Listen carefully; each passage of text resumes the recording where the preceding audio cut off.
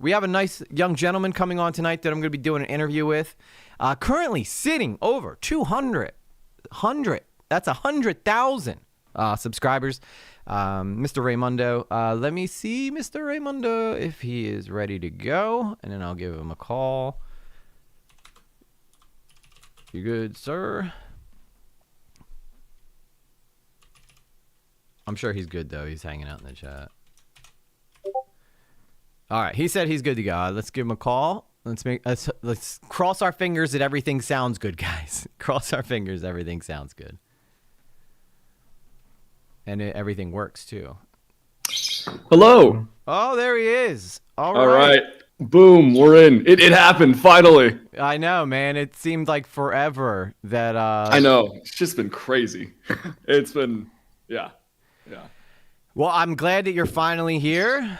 I know, me too. Yeah, happy to be on. I hope everything is going well with your family.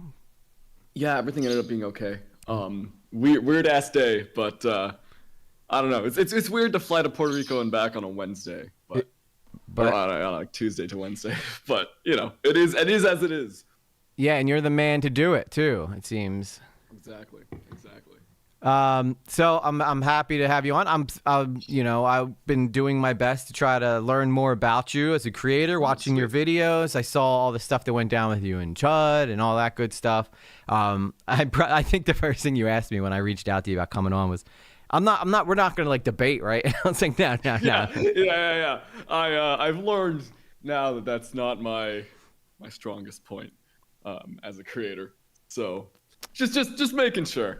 Well, you know what you lack in debate skills, you make up for with your ability to tell good stories on your channel. So you should be happy with that. Thank you very much. And you're crushing it, absolutely killing it. I actually, when I was looking for a good picture of you to use there's just something about that picture I keep using of you. It's so seductive. It's a good picture. Yeah, it's a good picture. It's like and here. They put that like right smack in the dab of middle of Wikitubia. I think is like it's on my Instagram. Yes. I think they got it like in Wikitubia, which I'm like, all right, sweet. I'm glad that's the one they chose. They chose some ones from when I'm like 16, but at least they chose like one modern one. It's great. Yeah, it's like you're like seductive, but also like inviting. You know. That's amazing. I love that. Put that in my Instagram bio. Yeah. So many questions for you. Again, I mainly when I do these things, I kind of like to talk about the way your content creator journey went, and then if we end up, I'm very ADHD, so I tend to veer off a little bit, and then if I have any other random stuff to talk about, then we can trail off and talk about that other stuff. But again, man, I really appreciate you being here. How's the holidays going? Holidays treating you well?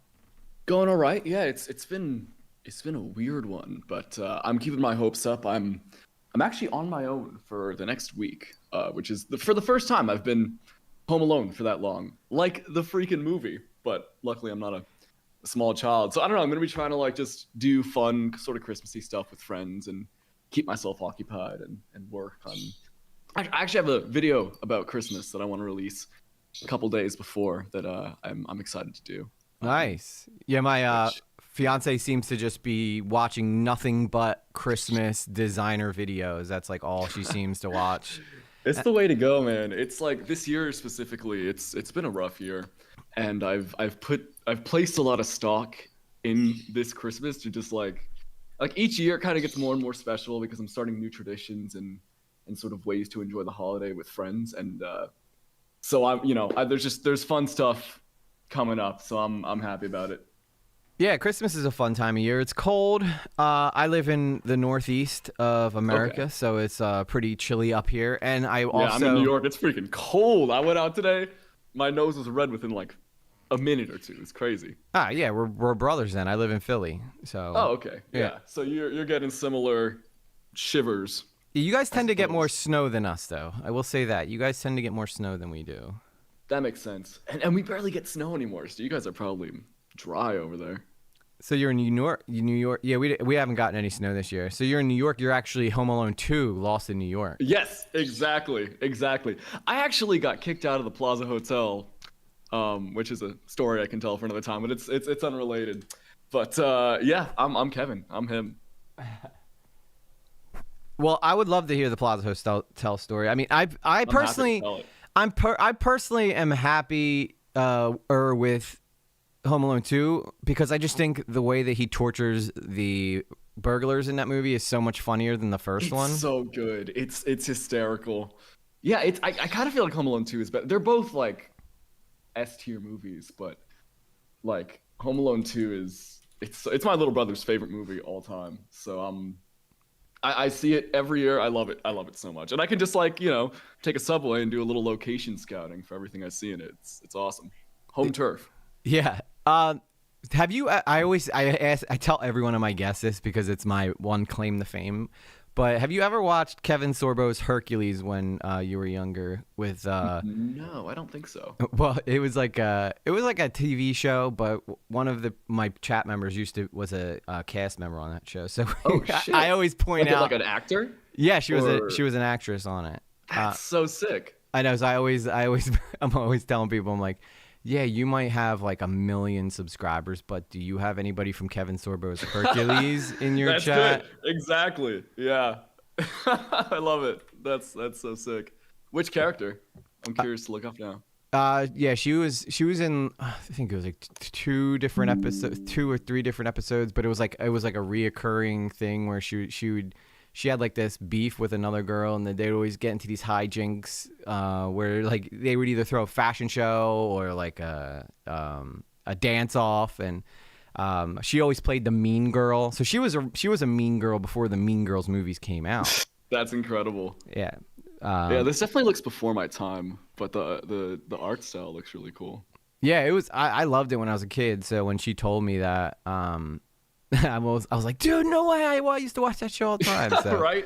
Yeah, it's so weird. It's such a wild feeling to see somebody who you've watched or are familiar with for years, and then they're standing right in front of you. I'm not over it yet, personally. It's crazy. It's crazy shit. So who's probably the most famous person that you can remember meeting? Start off with some easy icebreakers to get the flow. Yeah, going. I remember when I was a kid, I was, since I basically live in a film set, I was in the kind of Lower East Side, and I saw Adam Sandler walk out of a building, like while they were shooting. I don't know how they hadn't blocked off the entire area, but I saw Adam Sandler. I didn't get to interact with him, but I'm a huge Sandler head. That's just something I adore. And like with YouTube, I met JonTron this year, which was fucking crazy.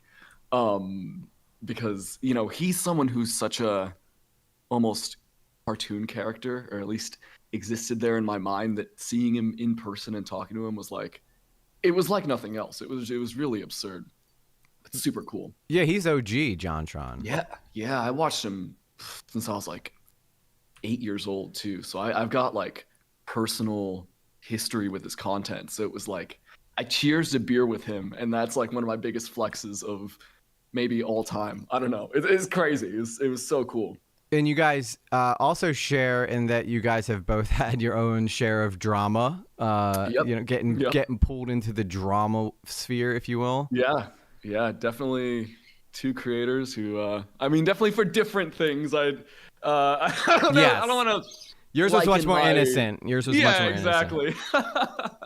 But yeah, two guys who are from New York who can't debate for shit, and got embarrassed live in front of hundreds of people for very different reasons. But yeah. Would you say that he was one of your biggest influences growing up, JonTron? So honestly, he was one of them. A really big influence of mine was because I loved gaming stuff when I was a kid. The channel Raymundo2112 has not always been Raymundo2112. It started off as Ray Gamerman when I was 9 years old. Oh shit! And yeah, so it was my secondary channel, because my main channel I did like skits and miscellaneous stuff. On I want to do a specific gaming channel, and so I was really inspired by a YouTuber called Rinri Game, who no one really remembers, but she was kind of doing like a game reviewer sort of thing, but unlike most of them at the time that were kind of like ABGN clones, she was kind of more like family friendly, but it wasn't like kid stuff. It was a great YouTube channel, and that was like one of my favorites and a big inspiration for me. Well, I think my like third video was me putting an NES cartridge in Jello, which was directly inspired from her. But John was also part of it too. A lot of those old like kind of gaming scene early 2010s people kind of shaped what I initially started off doing, because I loved it so much. So the 2112, I was always wondering about that. That's from an album? So that's what a lot of people think, like Rush, which is a great album, but it actually comes from a themed restaurant called Mars 2112, which was in Times Square back in the day. And it was this incredible place where essentially it was all underground, and it was at the Paramount Plaza, and 33,000 square feet of a fully like a Martian cave that you would walk through. There was an arcade, there was a bar, dining area. The way you'd get in, like you would go into a spaceport and then take a flight simulator to Mars. Like it was the coolest thing ever. That sounds cool. It was amazing. If you look at pictures of it, it's like, how is this real? It looks like something you'd see out of like a Disney park or something. But I went there a lot growing up, and I was just obsessed with Star Wars and space and all that stuff. So it was the perfect thing for me. And it closed down in 2012, and I haven't been able to let go, so to say. Like the little alien character you see out right here is my mascot was one of their mascots that I've just kind of stolen. So yeah, that's the 2112. But it was a really cool place. Keeping it alive, man. Keeping it alive. Yeah, I always wonder, because that is such a old school thing to do, is have numbers in your name. Like that's such a 2000s, like I don't know, AIM instant messenger type move to do that. But you still see it, and I think it's cool, I mean, plus I think it's a good way to particularly separate yourself when people are searching you, because the 21, because I'm sure there's a lot of Raymundos in history. And no matter how famous you get, unless you get to Mr. Beast level, you'll be dealing with historical figures. That's why I changed my name. Like if I were to use my real name as my online entity, all searches would lead to an umpire from the MLB that was under a lot of scandal. So I was like, you gotta distinguish yourself. Yeah, so I was like, all right, I need to figure out a new name then, and ended up coming up with my online alias, which proudly I could say. Other than this girl named LEG, who was, I guess she was a popular singer at one point. I am the top search now when you look up LEG. Oh, shit. Okay. Amazing. So I was like, all right, good choice in pick. But I don't think there's a lot of people searching me. But those are weird things that nobody thinks about, because I think, now correct me if I'm wrong, but I had this thought when I got started online. You never think you're going to find fame, right? It just starts off as a hobby. Yeah, completely. Like it's it's shocking. When I was a kid, actually, on the same channel, you can look up, if you go to most popular, you'll see a video from 2014 called Freddy Fazbear's Pizza's Real Must Watch. And that was my first sort of taste of what a viral internet video in your name is like. And it was weird because I was like 8 years old. Or no, I was like 9 or 10, but still, it was like it was so weird, and people were really mean. But that got me. It was it's at nearly 1 million views now. Damn, that was one of your first viral videos. Yeah, dude, it was crazy because I was barely getting over like 100 views a video, and then I get this 800,000 view a sequel with like 400,000 views, and that'll culminate in me getting like 3,000 subscribers. I was like, holy crap. Now, I didn't think like, oh, I'm a YouTuber now, this is official. I'm like, this was a fluke. I don't know what's going on. I'm just going to continue as I do. And, those people didn't really stick around. I was at like a very dead 3,000 subscribers for a very, very long time. 3,000? Yeah. Yeah, that's about where I'm hanging right now. But I never thought I'd even get to this, to be honest with you. 3,000's good though, especially if you have an active audience. It's incredibly, like, how long have you been doing this stuff? Well, I've been a content creator for like around a decade, but I never really took it seriously. It was always, I started off just kind of recording myself playing songs and singing, like as you see I do in some of my videos now that I've incorporated it. And then I kind of didn't really, and then I would drop off for like a year or two and not post anything. And then I'd come back, and then I started doing like a skating vlog that got me like my first 200 subscribers, and then I got a job, and I was like, oh, well, I can't do skating anymore because if I break my leg, I'm not going to be able to work, and I have a daughter. So then I quit doing content creating again, and then this past year, I'm actually last October, I decided to start trying to take it seriously. So I started off the year with 250 subscribers. Fast forward to now, that's where I'm at in a year. So Yeah, that's huge. Because like I saw the video, the slop one you made, and I was like, holy shit. I thought you were like 20,000 subs at least. I wish. Hey, I mean, keep at it. Because like, I mean, even 3,000 people who are actively watching is still, that's a really good, place to be. Especially consistent stream viewers as well. Like it's big. It's good. Yeah, and I think that another thing is too is that I mean, of course, I have my videos that don't perform well, as we all do. But I've been pretty consistently getting over 1,000, and I know that I kind of look at it as if I don't surpass my subscriber count, then I feel like I kind of failed as the video. That seems to be because you always want to reach more people than you have, which is great because then you still at least have a certain amount of people who are interested, and within that 1,000, I doubt it's all the same 1,000 watching it, but that slop video I did, did pretty poorly, to be honest with you, compared to a lot of the other stuff.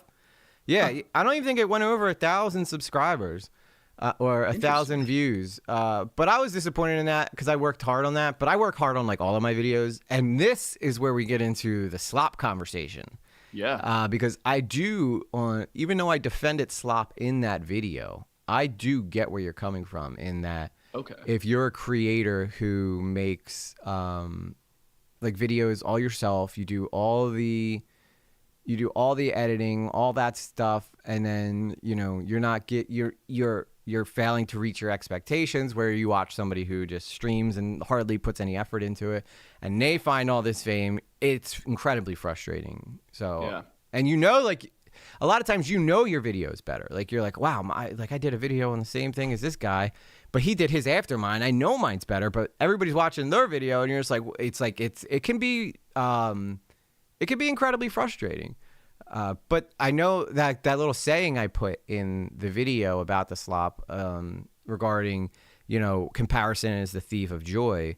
I can't claim that one. That's a old school quote from I can't remember who actually said it to start with, but I remember somebody had said that to me, and I was like, you're right. Like I can't just base what I'm doing off of how other people are doing, because in the end of the day, it's going to rack yourself crazy, because who knows why the algorithm picks certain stuff, who knows why people pick certain stuff to watch. And slop is, I think people are creatures of habit, and whereas guys like you and me invest a little more time into fine-tuning certain things. Now I'll admit I'm probably a slop channel, but I try to do high effort slop and and it's frustrating because you'll do all the cuts, the B-roll. You'll make sure that the shots are cool and they're clean, and that the sound is nice, and that your stories are being told well. And then you'll have someone who's doing dick and fart jokes during their stream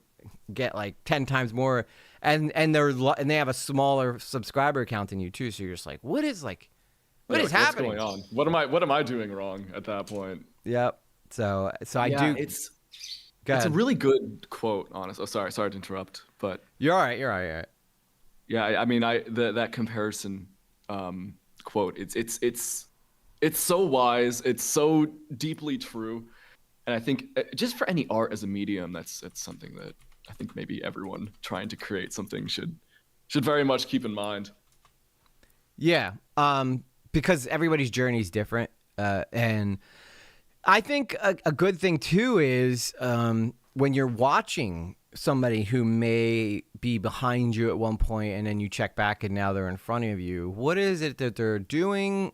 How's it different than yours? Without like completely just taking what they're doing, but applying it to yourself and doing your own version of what, that's how I start doing the music thing.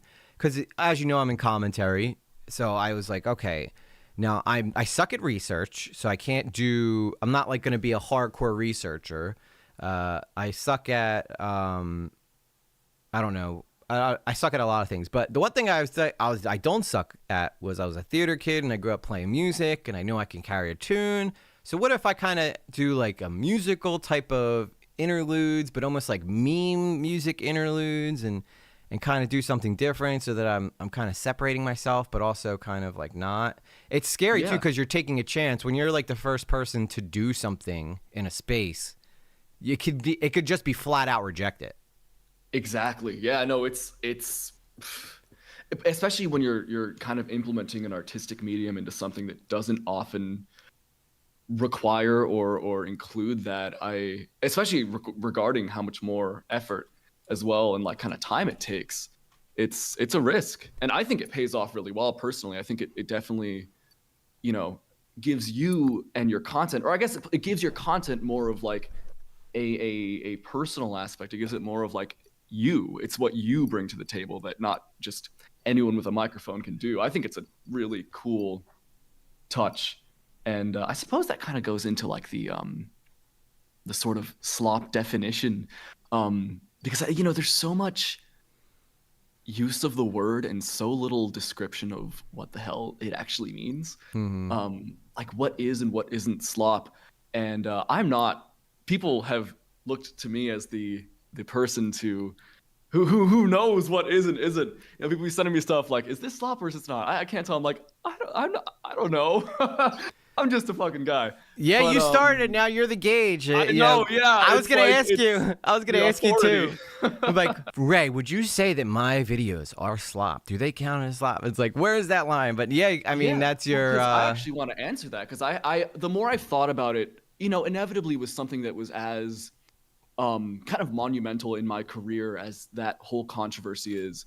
I have put a lot of thought into it, and especially with the revised version too, I had to really sort of look inward and look outward into how, slop content actually applies. What is it? What defines that? Because anything can be. People like, I don't know if you know Soggy Cereal or like Terror, who also made videos about it. Very high effort, very well thought out, YouTubers. Mm-hmm. People in the comments were going like, "Oh, this is the exact same thing. This is just as slop." I'm like, but how? Like, it's kind of, it's very confusing. And I think, at least if I'm going to give my own personal description, slop content is a media, and not just for YouTube videos too. Like it's become a discussion wider than just the internet, really. But the way I personally view it is content made without a vision, and that really only serves a purpose, and usually that purpose just being watch time and revenue, and that's not inherently a bad thing. But when the only thing that makes a video different from anyone else's is just kind of, obviously personality is a big part of it, but like gameplay commentary, for example, where it's just kind of like little to no editing, just no script, just talking about a thing, which obviously has its caveats because people can be incorrect about things and spread misinformation, as has happened many times in the community. I do personally consider that to be part of this slop umbrella. But I think where that kind of gets confused is all discussion of drama is all commentary slop, and I don't think so at all. I think that drama commentary is its own thing, and it can be done in a really unique and interesting way with intent and a uniqueness to it and entertainment. That's not saying that gameplay commentary can't be entertaining, but the videos can kind of stand on their own and be less sort of disposable, more entertaining outside of just kind of getting a scoop on what's going on, if that makes any sense. Getting better. The more the merrier. So if I were to apply that to your stuff, I'm like, yeah, I would watch this video again. There's more to come back to. There's like personality, there's an intent, there's an artistic sort of like integrity to it. And I think a lot of people who do drama commentary, for example, are also, that applies to them as well. But again, I'm not the authority. That's my own personal sort of viewpoint that I've gathered. And it's like it's hard to really look at it at a point further than like you don't know what someone's intent is. If they had passion in their heart while they were creating this video, how you can't really like you can sort of tell, but it's not really a great way to fully judge something. Yeah. So it's complicated, but I think you stumbled upon a great idea for a channel called Slop Cop, where you basically go through people's videos and then you could decide at the end whether it's Kino or Slop, you know. Dude, that's a $1 million idea right there. That's like Content Cop 2.0. Mark it here, guys. Slop Cop is my name. If anybody uses it. That's incredible. Dude, Slop Cop is actually like genius. I know. I'm not taking you up on that because it's, you know. I think you would be the authoritative, though. You would be the authority. At that point, right? You know what you would be, right? You would be the chief, where I'd be on the case, the detectives, you know, slop copping around. I love that. And then when I'm like, I'm not sure about this case, slop cop chief, can you take a look at it for me and give me? I love this idea of there being like a network of people who are kind of underlings to the slop chief. That's hysterical. It's really good. I want to see that like visualized in a show. Right? I mean, that's a good ass idea right there. You get a 3 a.m. call, sir. We got some slop that just dropped. Sir, we can't tell. We need you right now. I'm like, all right. Is it someone we know? Yeah. Sorry, it's your wife, sir. She didn't use enough B-roll in her. Sir, her she did no research. It wasn't transformative enough, sir. I don't know how to tell you this. She just kind of recapped somebody else's thing and cut out important details.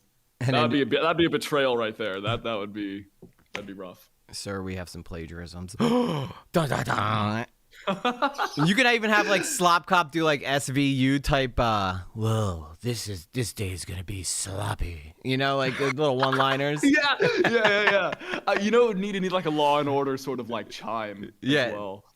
Oh my god, that'd be so You're cool. onto something right here. That's smart. I'm hoping that I don't know if you've ever heard of Dan Frampton, but he has a channel called The Art of Slop. Yeah, so I always told him I said I would love to hear, because he's like fully leaning into slop, but he does it like slop is kind of like the theme of his channel. Like he's just like proudly slopping it around, you know? Yeah. And he always is like, don't forget though, Raymundo is the arch nemesis. Like, but he's not like being mean about it. He's just, you know. Yeah, I saw some of his stuff talking about. I thought it was funny, honestly. I enjoyed it. He's I actually great. seen him before my name was ever brought up. I think like I'm pretty sure it was him. He made like a Turkey Tom exposed video that I saw like this summer. I was like, oh, this guy's pretty like entertaining. He kind of reminds me of like other people have said this before, but he's got kind of like an OG iDubbbz sort of vibe. Yeah, he looks exactly like he could be his brother too. So that's that too. That helps. That helps. Yeah. I told him that. I said, "Do you ever get that you look like iDubbbz?" He's like, "All the time." So if he pops in the chat, we'll bring him in the call. The comparison hasn't aged too well, but I would love to see the meeting of the minds. Dude, I'd love to talk to him. Yeah. He seems like a funny guy. He's great. So all right, we figured out the pilot episode for the Slop Cop TV show. So that's a big breakthrough. So if we don't get anything else accomplished today, we've accomplished that. Exactly. See, would Dan be like the kind of like the enemy mob boss that we're trying to track? Yeah, he would be like the king slopper. Exactly. He knows what he's doing. He's the master of all the underlings. His nickname on the street is Sloptonomous.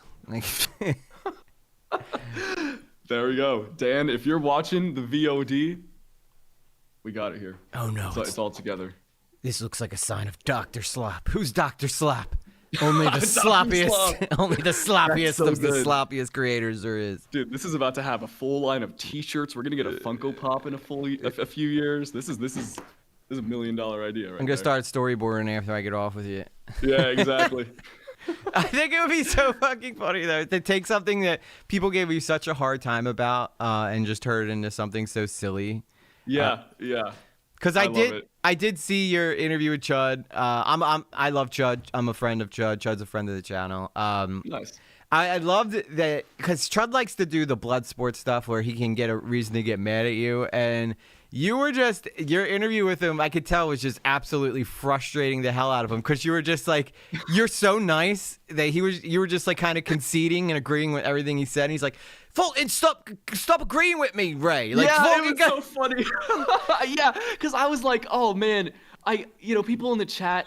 I mean, I wasn't looking at the chat, but he was telling me like, oh, chat's out for blood. So I'm like, and because I was in the stream while he was watching the video, and this was like I had like woken up to this. I woke up to a Discord notification. So I'm like, Chud's watching your stream. I'm like, who's Chud? I don't know. Like, what's going on? So I go in there and he's tearing the video to shreds, and I'm like, uh-oh. So my heart's pounding. I'm like, he's making really, really good points. I have made some major oversights. Yeah, he's really good at that. He is so good at that. Really, I think also everyone in the chat was like, Chud's fair, trust me, Chud's fair. You can go on, he's not gonna be bad faith or anything. But yeah, I went on and I feel as though he was really, he was friendly. There were some moments where he started to raise his voice a bit, and I was just kind of like, oh, no, it's okay. I didn't mean that, or something like that. But I remember watching Xylee's stream, covering all of it, because I can't lie, I was name searching like crazy at that point. I needed to see what was going on. Yeah. But she was like, he's like, Chud doesn't know what to do. She's like, people are never this like open to have a conversation. So I took that in stride. I like that comment. Yeah, you were I agree with you. I agree with you actually on that. I probably messed up there, and he was like, "What the fuck, Ray? You're not giving me anything here." Because part of his part of the fun of his channel is people are waiting for him to like spaz or spurg out on whoever he's talking to, and you were just not giving him any leeway to do that, which was. I think people were also waiting for me to kind of like spaz out and start to like fight with him on everything he was saying. Which I mentioned in the video. I'm like, that just, part of why I was like, oh, I think it's best that I just, take this down is because I'm like, I don't want to be in a like a fight with people. I don't want to be fighting people over things that I've now realized just weren't good takes. And I think like you said, he's someone who's like, you're not giving me anything to work off of. I'm like, you're making good points. I'm sorry. But that was a crazy 4 days. It felt like so much more, but it was like, or no, it was 3 days. It was like 2 days and one morning more so, actually, like when the video was actually up, which is kind of insane. Yeah, but, everybody knows. I mean, here's the thing. Like when you get into those types of dramas, though, I mean, you handled it as well as somebody can. So those are usually the moments where you can find out how someone really is, and everybody realize that you're just a genuinely nice person. Because there, like you said, there are people that he'll interrogate, even people who have been on YouTube forever, and like take Mudahar for instance. He's wrapped up in a drama right now, and yeah, that's so messy. And I've been kind of keeping track of that a little bit. Yeah, he is like somebody who has probably like exposed so many like crooked people online, and has always been like, he's not handling this well, like. But this is the first real big time Mudahar's found himself, in the crosshairs, and he's handling it terribly. Like it's rough. And I don't mean to say that to like shit talk him. I think Muda's a really nice guy. But it's just, I think he's just in a really bad spot at the moment and keeps making decisions that don't reflect well on anything that's going on right now, and the Chud stream was part of that too, because he kind of misled him, whether intentionally or not. And yeah, it's rough. It's really rough. It's hard to be a people pleaser in commentary, especially drama commentary, because there's always going to be people who disagree. So I think what's happening is Muda's used to being the based guy, the guy that always has the right take, but now he can't agree with everyone, because if he agrees at one side, the other side is going to be like, what the hell, dude? And then he'll go back and be like, no, well, you guys are right too. And then the other side's going to be like, what the hell, dude? You were just over here saying we were right. So he can't that's win. kind of exactly what's going on at this point. It's rough, you know, and because I was on Someone Already podcast twice. Oh, nice. Which, huge, super cool, you know. But, you know, I've also, I don't know. I've never really spoken to Nux Taku, but I did on the show. I didn't know anything about him, to be completely clear. But yeah, it's crazy. And just knowing, you know, how kind of they were friends for a while. I can't imagine being in a scenario like that. Yeah, and they've known each other for so long too. Yeah, it's so rough. And I watched his post Nox Clarity video like when it came out, while it was still up. And the whole time I was like, oh, this is not it. As someone who is familiar now with how not to do this is not how you do it. Yep. And I had a feeling the video would be taken down, and I was right. You have, like, honestly, you're a masterclass in how to handle that shit, to be honest. I've never... You think so? Yeah, because, first off, Xylie's a good gauge for that stuff, because Xylie's really good for sniffing out BS in people. And the fact that she was, like, raving about how much she, thinks that you're the greatest, and, like... That's so sweet. And that came from you being in crosshairs of drama, just shows that you handled the situation so well. I really like Xylie. Yeah, she's very nice. Or at least she's been nice to me. I've heard she can be like really kind of fiery, which is a good thing, I suppose. Yeah, but if you mess she's been up, nothing but nice to me. If you mess up, Xylie will be the first to let you know. And then if you don't correct yourself from there, then she'll really let you know. So like she usually's pretty good at giving you a chance to not, you know, like own up to it. And then if you don't, then she pretty much, you know, cut you off. And if Xylie cut you off, you know you messed up, because then it's over. Yeah. She was great though, because, you know, like kind of the first day that everything was going down, or actually no, I think it was the first or second day I'd seen her do a stream, and in it she says like, oh, the caucasity of this man. And she's like, wait, I'm sorry, if he isn't white, then like he can let me know in the comments. I was like, oh, just so you know, this wasn't caucasity. I'm Hispanic. He's like, oh, sorry, my bad. And then she like we talked on Twitter a bit, and you know, I kind of asked for advice as someone who, you know, was experienced in this stuff, and she was open and willing to give it, and it was really, you know, it was a very nice conversation, and we're mutuals now, you know. It's cool. Yeah, she can be. FPS Diesel too is really cool as well. Yeah, he's been one of the people who are cool to me too. The whole, like, Chud reacted to one of my videos I was covering. I was one of the lead authorities on a drama that was going on with a channel called Scammer Payback, and I put out like this whole video about how like it was all bullshit and stuff. So I did my little rounds on a couple of commentary channels. Chud reacted to one of my videos, and I agree that's scary, because Chud is very good at picking that stuff apart. And let me just be clear, like, don't beat yourself up about Chud's chat, because Chud literally agreed with every single point in my video, and his chat still hated me. So really, yeah, because they're just out for blood, dude. It's they crazy. Are. They it's are. Like, yeah, it's wild. I've caught up with a little bit of the jar drama, and like, I gotta admit, some of these people are really creative. Oh my god, I'm not gonna lie, they had some really funny comments, but that in itself is a can of worms. But, yeah, a friend of mine, Himpleton, got himself caught up in I don't know. I guess he was doing too much, but he had messaged me when he saw that you were coming on Tuesday and was like, "Congrats on getting Ray." And I'm like, "Oh, that's well, awesome. I haven't got Ray yet. Ray keeps canceling now." But dude, first my grandma died. She delayed the stream for like 2 weeks, dude. Hey, listen, man. I know I'm still in shitter territory, so just the fact you're willing to come on and all, man, I'm appreciative. You know? Absolutely, yeah. I did an @ here. I think some of my community members are in the chat.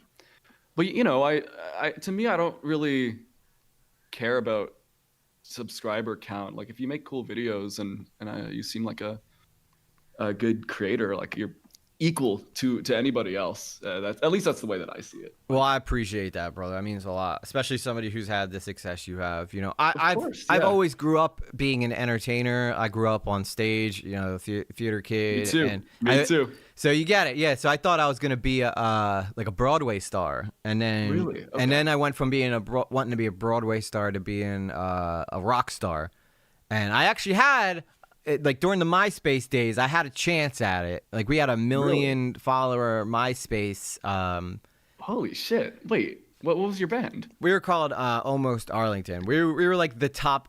We were the second top unsigned band in New Jersey, but I'm not sure if some of that was bot stuff that was going on back then because people didn't know about bot stuff. But we were huge in Australia. We were pretty big in Japan, but That's so sick. We never ended up going like mainstream or anything. But I still have like up some of the songs that we did recordings on for that band, and some people will still come back and be like, my child, like reminds me of nostalgia and a half, and I'm just like, so that's awesome. cool. Wait, was that the music that was playing before you came on stream? Like No, it was on the little like. but we do sound a lot like that. That song is a band that's called Red is Recovery. A friend of mine named Ben was the singer of the band, and he ended up passing away. So I kind of play it every stream. I start every stream in honor of him because he was like one of the most talented guys I ever knew. And That's really sweet. I like that. You know, it's really good music too. I was like, damn, this is awesome. That's why I always do it. So if I find success, then that song will get a bigger audience, you know. And that's great. Yeah. So I love that. I always thought it'd be cool because I always felt like those guys were really talented, and you know, I always said that. I always told people that was like the best song you never heard. So it's exactly the type of music that I like too. Like I'm such a 2000s sort of like pop punk to emo to new metal sort of, like I love that shit so much. It's probably why we get along so well, man. Same music, same taste in music, same taste in like theater, same taste in. That's probably why we're you know, why we get along. I'm also like, I'm not out for blood sports. Like I had Tipster on. I'm sure you know who Tipster is. I saw, dude. I was in the Tipster chat and I was like, wait, you're not like bullying him the whole time? Like this is the first time I ever seen anybody be like you know, what is even the word? Respectful to that guy, which, you know, he's obviously earned his place in where he's at, but that was shocking to me. I was like, holy shit, this guy's real about the whole chill thing, you know? Yeah, I mean, I'm not out there. I think a lot of people forget that we're all humans, you know? Yeah. And because we get wrapped up in, you know how I compare it, Ray, is when you're in a car and someone cuts you off, you like flip them the bird and you're like cursing them off because you're looking at a car. But then all of a sudden you pull into a convenience store and they're right behind you and you still hold the door for them. And because now you're seeing their face and who they are as a person. It's like, oh, you're an actual person just like me. I'm sorry. Yeah. And you're like, I don't know what was. You cut me off. I was a little mad. You know, don't worry about it. But I feel like that's a lot of the internet, except it's, you know, we're behind these avatars of ourselves. We're behind a voice sometimes. Even when you have a face cam. Which, by the way, like I'm not sure if it was. I'm pretty sure it was your video though. But you said, oh, the gamers just traded in their game play for face cams because what's more original to you than your face? And I was like, damn it! I always use the fact that I used a face cam as proof that I wasn't a slop creator. That was Terror's video. Okay, that could have been Terror. That sounds familiar. But I honestly think that face cam, even to an extent, doesn't like it gives people something to go after, even if they see your face, because I feel like a lot of the time it's hard to, if you're seeing somebody on a screen who is in a position in which they are in any form of influence, you know, I think that immediately kind of takes away their humanity to a lot of people. And you know, I don't want to just speak truly from emotions, but I feel like, and this is actually a part that was cut in my revised Slop video, because just for time, because it didn't feel fully related, but there was about like 2 minutes in there while I was talking about, like, you know, despite what you think about someone's content or the way that they've operated online, that's not a full reflection of their character, because people are so much more than what they put out. And you know, there are, not that means you should be nice to everybody and give everyone a free pass, not at all, but you know, there's a level of human that is just inherently stripped away by the internet and by the kind of nature of parasocial relationships and all that sort of stuff. So I'm it's cool that you share that, because I feel like a lot of people tend to not really realize that. And and that can lead to some sense of maybe some toxicity in community, even communities, not even like drama stuff, just like general fandoms and such. People are very hot, and that is to say, oh, why man, it's the internet, of course, but just to expand on that, it's interesting, and I'm glad to see you like be aware of that. Yeah, here's the problem. I've been doing. I'm not sure if you're familiar with Locale Live, so I just put out a video about it today, and my initial reaction to it was like, I don't get it. Like, one minute Keemstar fires this girl live on air, and then the next day she's back on the show like nothing ever happened. Like, it kind of feels like it's doing this. And Xylee just was like, oh, you sweet summer child. It's, have you ever watched wrestling? It's like kayfabe. And I'm like, yeah, you know what? You're so right. Because it's a lot of times, there's people like somebody who you see online who may even be like in commentary might not even be that way. That they're just playing a character of themselves. Right. Yeah. I mean, it's entertainment after all, right? Yep. Like that's fascinating, isn't it? I guess that's such an interesting way to look at it, Xylee's take. Yeah, the kayfabe. And I'm like, you know what? I think, like, even though I enjoy the peacefulness, like, I would never go out of my way to like attack someone unless they'd done something that really like this disgusts me. But like, yeah, the Tipster never did. My kind of rule of thumb is like Tipster never did anything to me, so why would I be rude? Even though I know there would be a lot of people in this community that would probably use that opportunity to talk to him to create like a weird moment or a clippable moment to try to prop themselves up. But Tipster was nice enough to agree to come on and talk to me. Like, I didn't want to like screw him over for that. That alone should kind of earn you some semblance of like decency, I suppose. Yeah, I mean, I always say the last thing commentary needs is like another edgelord. We have tons. Yeah. We have tons of them. But a relatable dude who's just kind of chill, hanging out, being like, "Yo, this is weird, huh?" Like that. I think, of an untapped market, honestly. It really is, dude. That's what I'm saying. Yeah. But it is a slow climb, though. Like, a lot of people come into my chat and they go, well, I don't know where, like, you're really chill, dude. Like, I like it. Like, I feel like a lot of people will say that they feel like safe in my chat. Like, they don't have to worry about each other attacking one another. Like, take Gypsy Rose, for instance. She was actually in a video I did during like the whole scammer payback thing, and I was like kind of being like, I disagree with her, but like we've talked since then, and now she comes and hangs out in the chat. Like, that's the kind of community we've developed, and I think that's so rare. Yeah. Like, one minute she's in my video, next minute she's in my chat. Yeah. This is, just to be clear, is this the Gypsy Rose Blanchard? Different Gypsy Rose we're talking about? No, not Gypsy Rose Blanchard. Yeah. No, okay. Just making sure. But yeah, I think that's, I mean, I imagine to yourself, just as a person, it's kind of nice to know that you bring people some sense of like comfort or some semblance of safety. I think that's a really, at least to me, when I hear that, I'm like, I don't know, it makes me feel good. It's very like, what's the word? It's a fulfilling thing. Yeah. Is what it is. And I mean, that doesn't stop us from making fun of people. We still make fun of people, of course, but we're fair. I keep telling people that I'm trying to take Judge Championship as like the fairest guy on the internet. Like, if I get, I want it to be like, if I get mad at you, then you fucked up. You know what I mean? Yeah. So you're not screaming at the 17-year-olds, calling them all the names in the books? No. I'm a dad too, so like I have a 10-year-old, so I gotta, I can't show up at the PTA meetings and everybody looks and goes, yeah, that's the fucking guy that's always cursing all kids on the internet. yeah, that wouldn't be the best look, I suppose. I'd rather them look at me and go, that's Slop Cop. Fear him. Fear him. Yeah, exactly.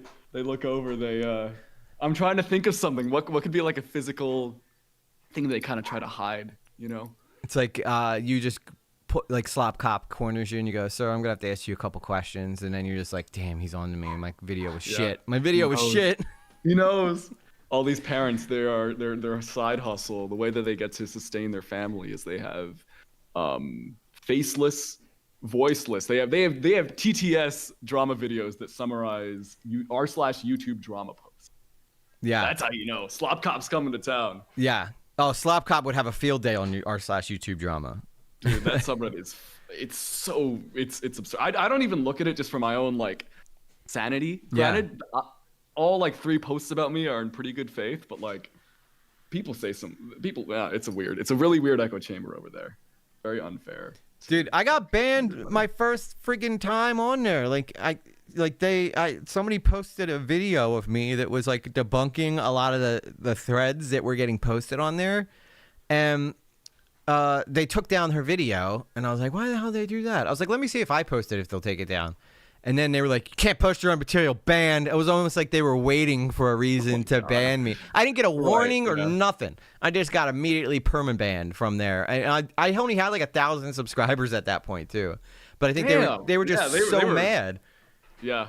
Yeah. What was it? Were you in like some sort of controversy that they were disagreeing with? Or? Well, I think that what happened is there was a whole group of people that were targeting the particular creator that I defended, and I think that they might have had an inside man because like they were just throwing around like the wildest stuff about this poor guy, and I did like thorough research too. Like I did a lot of research and double checked my facts and made sure everything went right to sources and was like, this is right, this is right.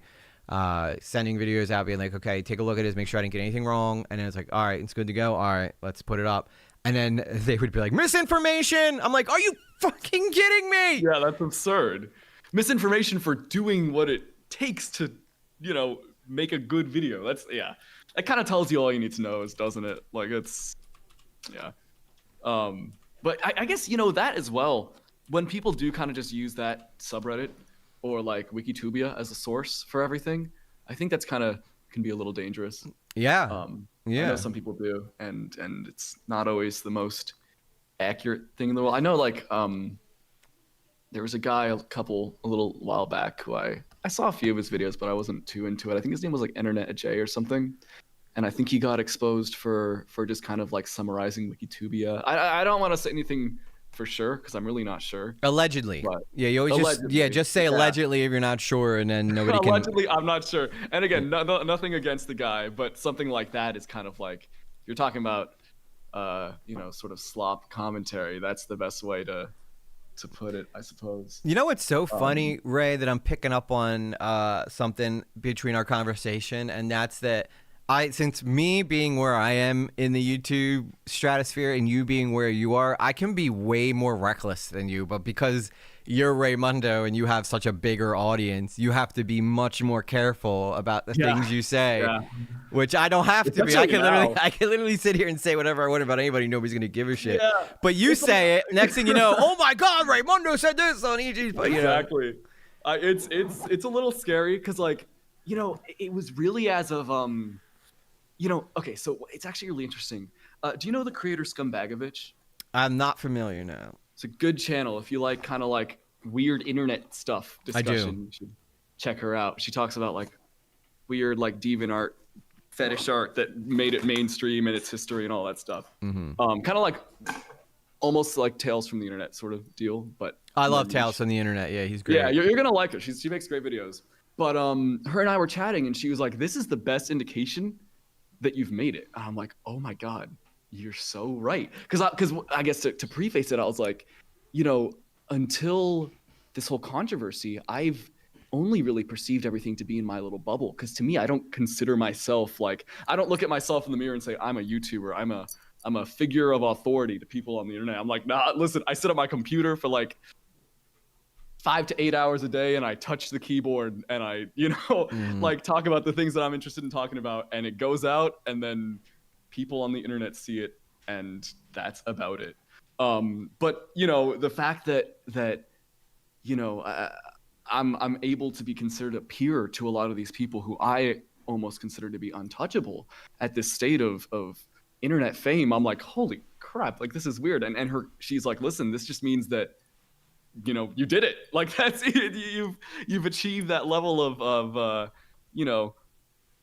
influence, I suppose. And I hate the word influencer, but I guess literally in this you case. are though. I mean, if you can say something and it pisses a lot of people off to the point where you got to be careful what you say, that means that you've nobody would give a shit, right? If I said it, but if you say it, you carry a wave of influence with you. So like Yeah. your videos get a lot of viewership. People care about what you have to say because you've built that trust with your audience. If you're saying it, then they're going to be like, okay, then it must be true. And that's a lot of people, as opposed to maybe my 20 or 30 like dedicated, amazing people in my chat. Nobody's really going to care. I will say though, I think I did a great job being pretty much nobody on YouTube and stopping a 7 million channel from getting destroyed. But that's also the power of being one voice on the internet. That channel is massive, but those allegations could have got way worse if I wasn't able to point out the inconsistencies in the allegations. Right. And so it kind of stopped it before it got any kind of real weight. But they're still going. They're still trying to take them out. But that's the main situation that I've been in. Other than that, though, I kind of just talk about stuff. That's the only one I was directly involved in. And I was only directly involved in it because I was probably the first voice to kind of raise my hand. And that kind of just fell in my lap. I was watching a creator who put the video out, and I was just like, and I had just started creating content. I'm like, this doesn't seem right to me. Like, this is way off. I was like, I wonder if anybody else is feeling this way. So I made a video about it. And it's still getting views to this day. People are still commenting on that video to this day. Right, you became that voice, essentially. Yeah, so Crazy. even after all this, which this video was probably 7 months ago, like all this stuff happened, and people are still stumbling across it and being like, oh my God, I had no idea any of this happened. I'm glad that, like, we kind of got to the bottom of it, because I'm not the type who just says stuff, Ray. I have to back it up with something. You gotta have something. Yeah. Unless I'm clearly like kind of giving a take on it, like what my opinion is. And usually I'm pretty clear whether or not it's an opinion. Like if I'm like, I think this is kind of what's going on here, or if I'm like, okay, guys, I know what the hell happened here because look. And I think that you were right in that that does sometimes get confused in commentary, because we are first and foremost opinion, columnists, but we also are expected to be able to people get their opinions from our opinions. And if you don't have the right information, you're not going to be able to get the people to arrive at the right opinion, which, believe it or not, there is right opinion and wrong opinion. If all the facts are pointing to someone being innocent and you're still going around saying that guy's guilty. Exactly. It's kind of, isn't it like, I mean, I don't know if you relate to this, but isn't it kind of like scary to have that influence over people that you've never met and you probably never will? Like the fact that you can say something online and it completely enforces someone's view of something. I don't know. To me, that forever has tripped me out so much. And I've tried to use that voice, for things that I believe is like the right thing to do. And that a lot of my content in the past has been regarding, discussion and exposure of things on YouTube that have gone out and have been exploiting children, like a lot of Elsagate sort of stuff. And that's where I want to use that voice. But outside of something like that, where I can have some sort of righteous cause to be like, all right, I want to help people with this, it's weird. It's trippy to me personally. It's a delicate balance too, because you don't want to be the guy that's like overly like, I am taking the moral high ground at all times, and everybody's just gonna be like, you're insufferable, dude. Like, come off your high horse for a minute, That I really don't like when people do that. Like, I understand that you can get to a point, especially if you are on a larger side, where you do believe you are the authority because it's been so reinforced. Mm-hmm. And I don't know. It's interesting. I think the realm of psychology and what the hell being a YouTuber does to the brain is not researched enough, if at all, because this shit is not normal. We are not supposed to be, as humans, we're not supposed to be doing any of this. And I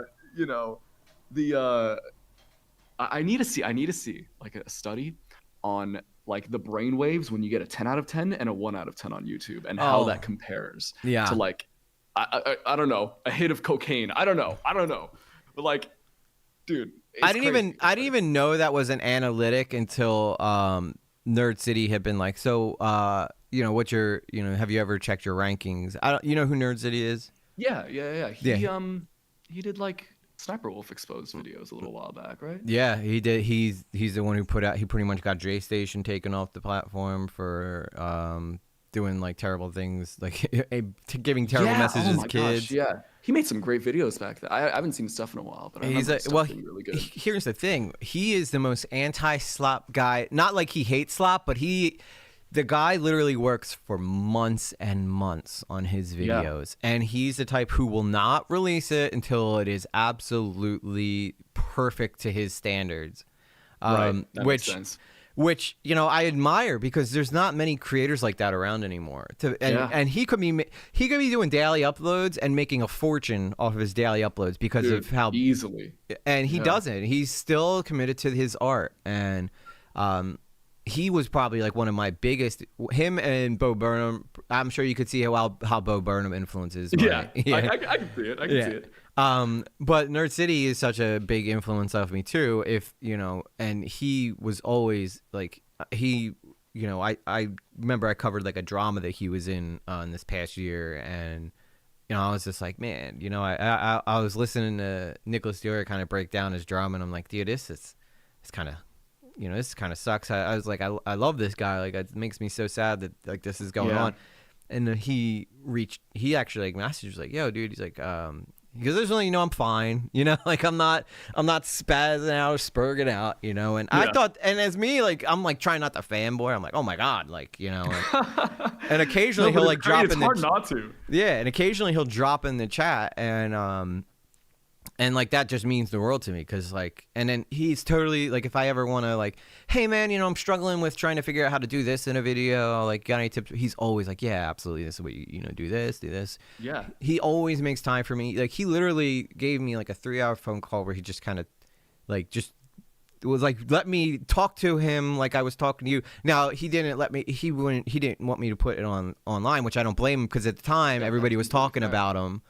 And you know, I don't blame, like, you know, nobody wants their personal shit out there, but just the fact that he took that time. I was a nobody. He owed me nothing. You know, he owed me literally nothing, and he just was so cool, and still continues to be so cool to me. And so he basically has even more of a super fan now in his hands. That's amazing. Yeah, I mean, isn't it incredible to like be able to talk to someone who's inspired you that much? Because I've been there with like, do you know Scare Theater by any chance? I'm not familiar with them. No. He's like the original horror YouTuber.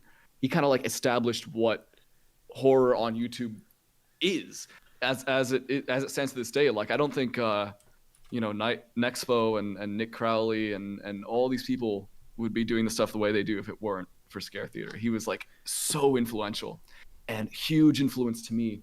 And at Baltimore VidCon, the worst convention I've ever been to, we went out and we got some drinks and we just had a great time. And I was like, this is the coolest thing. And if I could tell my younger self now that I'm spending time with Scare Theater and that we're buddies, it would blow my mind. Like it's so cool. So I imagine that's a similar thing with like Nerd City. It's like, this is someone that you admire so much, and now they're a peer. You know, no matter how much bigger they may be, it's really cool. And you know, a humble micro celebrity is really. Yeah, I remember when he was like, you want to hop on call? And I was like, hun, I was like, clear everything out. I need absolute silence. It wasn't even going live or anything, but I'm like, I'm sitting down. This is a huge call for me. You know? It's big. Yeah. And it's like they still hold that, you know, as much as you want to, you know, remind yourself that every YouTuber is just a guy just like you are. It's hard because it's still like there's that level of magic and celebrity nature to it. It's just like, holy crap. I say this to everybody I've interviewed so far, but the thing that I find so amazing about YouTube, it's the first time in the history, and as somebody who like you who knows growing up in entertainment, we're not dependent on a casting director to give us our opportunity or anything like that. This is the first time in history that you can work hard and find fame and celebrity, you know, just by your own merit. It's incredible. It's so cool. Yeah, that's never been. I can't remember any other profession that has ever been like this before, where just hard work and you know, honing your own craft and getting better isn't dependent on someone to give you the okay. You could be hated by everyone and still have a massive audience of people who are dedicated to you, you know? It's absurd. It really, and the craziest part is, to add on to that, you could just be talking about what you personally find interesting, and you'll find an audience, big or small, that will listen. Like, that's so crazy to me. It's so cool because, like, you know, when I first started doing the stuff that got me to this point, I never, ever could have expected where I'm at now. At like, and I think it still hasn't fully,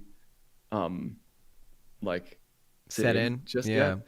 Yeah, you know, because I started off. I don't know if you went back all the way, but like my first venture into the niche that I'm in now was an iceberg video, more so a series of iceberg videos, and those like immediately popped off, and I was like, holy crap, wait, this could be my job.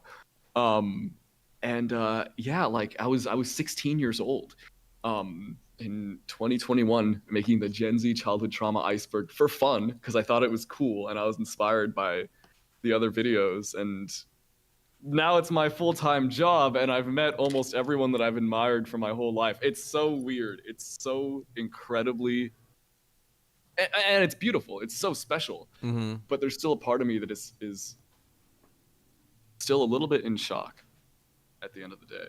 Yeah, because you always remember when you got started and you were like, what am I doing? What kind of stuff do I even want to do?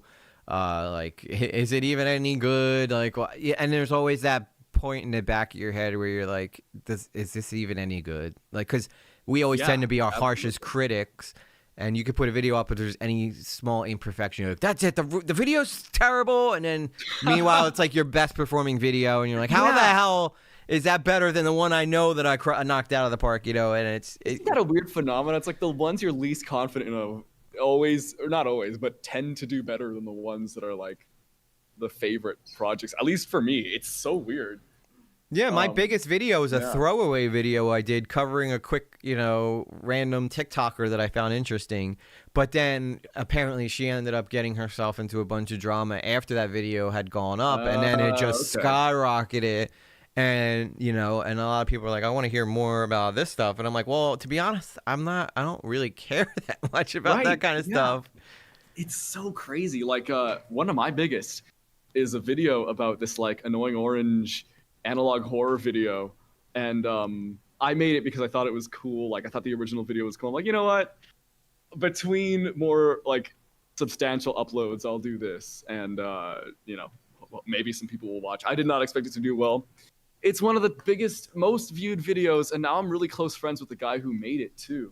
Like, it's, and because he goes to a college really close to me, so it's like, it's so absurd, but it's always those freaking throwaways that are just, all right, well, this is, you know, top of all time now. And I wonder if that's like a small indication that maybe if we just kind of just, you know, throw precaution to the wind and kind of just do what we feel in our gut, and or just kind of have, I think those videos too, we tend to have more fun with too, the throwaway stuff. Yeah, maybe that's totally what's vibing with people so much more.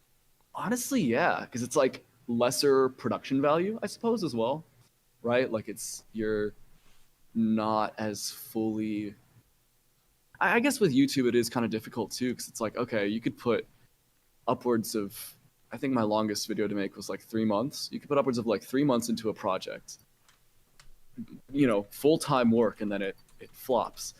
Or you could put 3 weeks into a project, have fun with it, and then that's like your you know, that's rent for the next 3 months. Like, it's kind of crazy how that works, and it's stressful too, honestly, from a creator standpoint. But still, it's weird. You got to listen to that gut feeling of just like, maybe, you know what, maybe I'll cover this. Maybe I'll make a video about this, and then.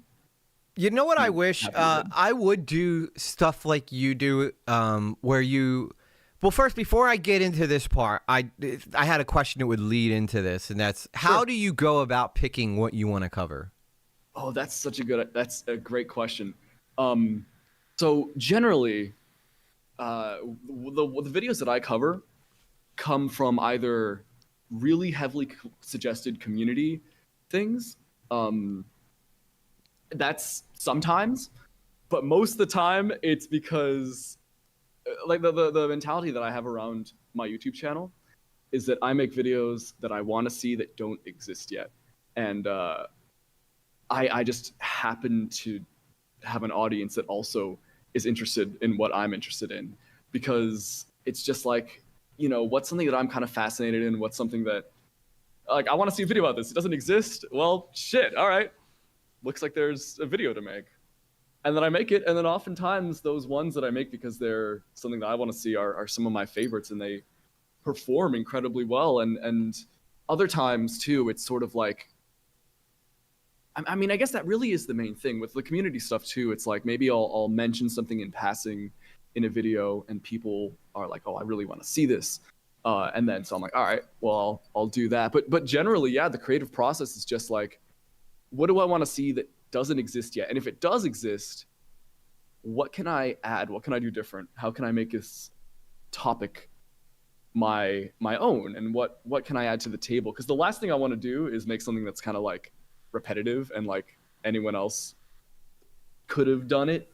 But I don't know. I'm into some weird and niche shit, so it's like it's kind of hard to find. You know, again, I'm named after a themed restaurant that's been closed for 12 years. You know, we're not finding the most general stuff here. I wish that, see, I think that my issue is I would love to do stuff like that, but I don't even know where to start. But I think that's, right. So you're saying your community helps will be like, you know what, Ray, I would love to hear your opinions on this. And you go, you know what, that is a great idea. But, and you also have ones that you go, I love this, but nobody ever talks about it. So this is my opportunity to talk about it. Exactly. I have a hard time finding those things because I would love to do stuff like that too. Wavy Web Surf does a really great job finding really. Wavy's great. Yeah, he's a really nice guy too. Yeah, he seems like he'd be a really nice guy. I know he put. I trolled him a little bit on X because he got a picture with him, the guy from Internet Tales, some guy I didn't know, and then Nick Diorio, and he just captioned it "Gods," and I was like. All right, Wavy, calm down a little bit. Just because we put videos on the internet doesn't make us like immortal beings, Like it just, yes, you're successful, but that doesn't make you Thor, So I just think it's important to kind of knock the YouTuber God complex. Yes, you got to knock them down. You were me at one point, Now, I don't know exactly. Yeah. That's how I like look at it. It's like it's weird how people are like they kind of forget that they're computer touchers. On fiber optic cables, because to me I'm still just like, okay, well, look, it's almost like a fake it till you make it thing, because I can act like I'm a YouTuber all I want on the internet, but like in my own soul I'm like, I'm glad this is still working, like I'm just talking about what I'm interested in. Do you still get the I don't know, like my family, when I was like, yo, I'm gonna try to really take this YouTube seriously, I've had a couple good moments. I'm up over 3K subscribers in less than a year. It's like maybe I want to take this seriously, and everybody just goes, "You'll never make it." Like do you still get that even at 200,000 subscribers, or are people kind of just like? I've actually always had a lot of support, but also I've been making YouTube videos actively since I was 8, so it's been a long road. It's 12 years of YouTube, and because when I was a kid, YouTube was my dream. Like I wanted to be a YouTuber. I wanted to be, one of the big dogs. And at the time too, like the 2010s YouTube is so different from the YouTube that we have now. But after a while, I stopped wanting to be a YouTuber. I'm like, okay, I don't think it's for me. I don't think I have what's in me. But I just made stuff for fun, and I kind of shifted my views. Like I want to do theater work, I want to do commercial work, I want to do music, and animation was another one of my kind of project, like one of my things I wanted to do. And then I just kept doing stuff, and then when I hit it, I come from a family of creatives. My mom's a filmmaker. Oh, there you go. Yeah, see, they've achieved it. My parents are very blue collar. They still think that dreams are just dreams, and everybody always tells me like you're wasting your time. And no, I've been encouraged this whole time. So I never. Some friends definitely were like, all right.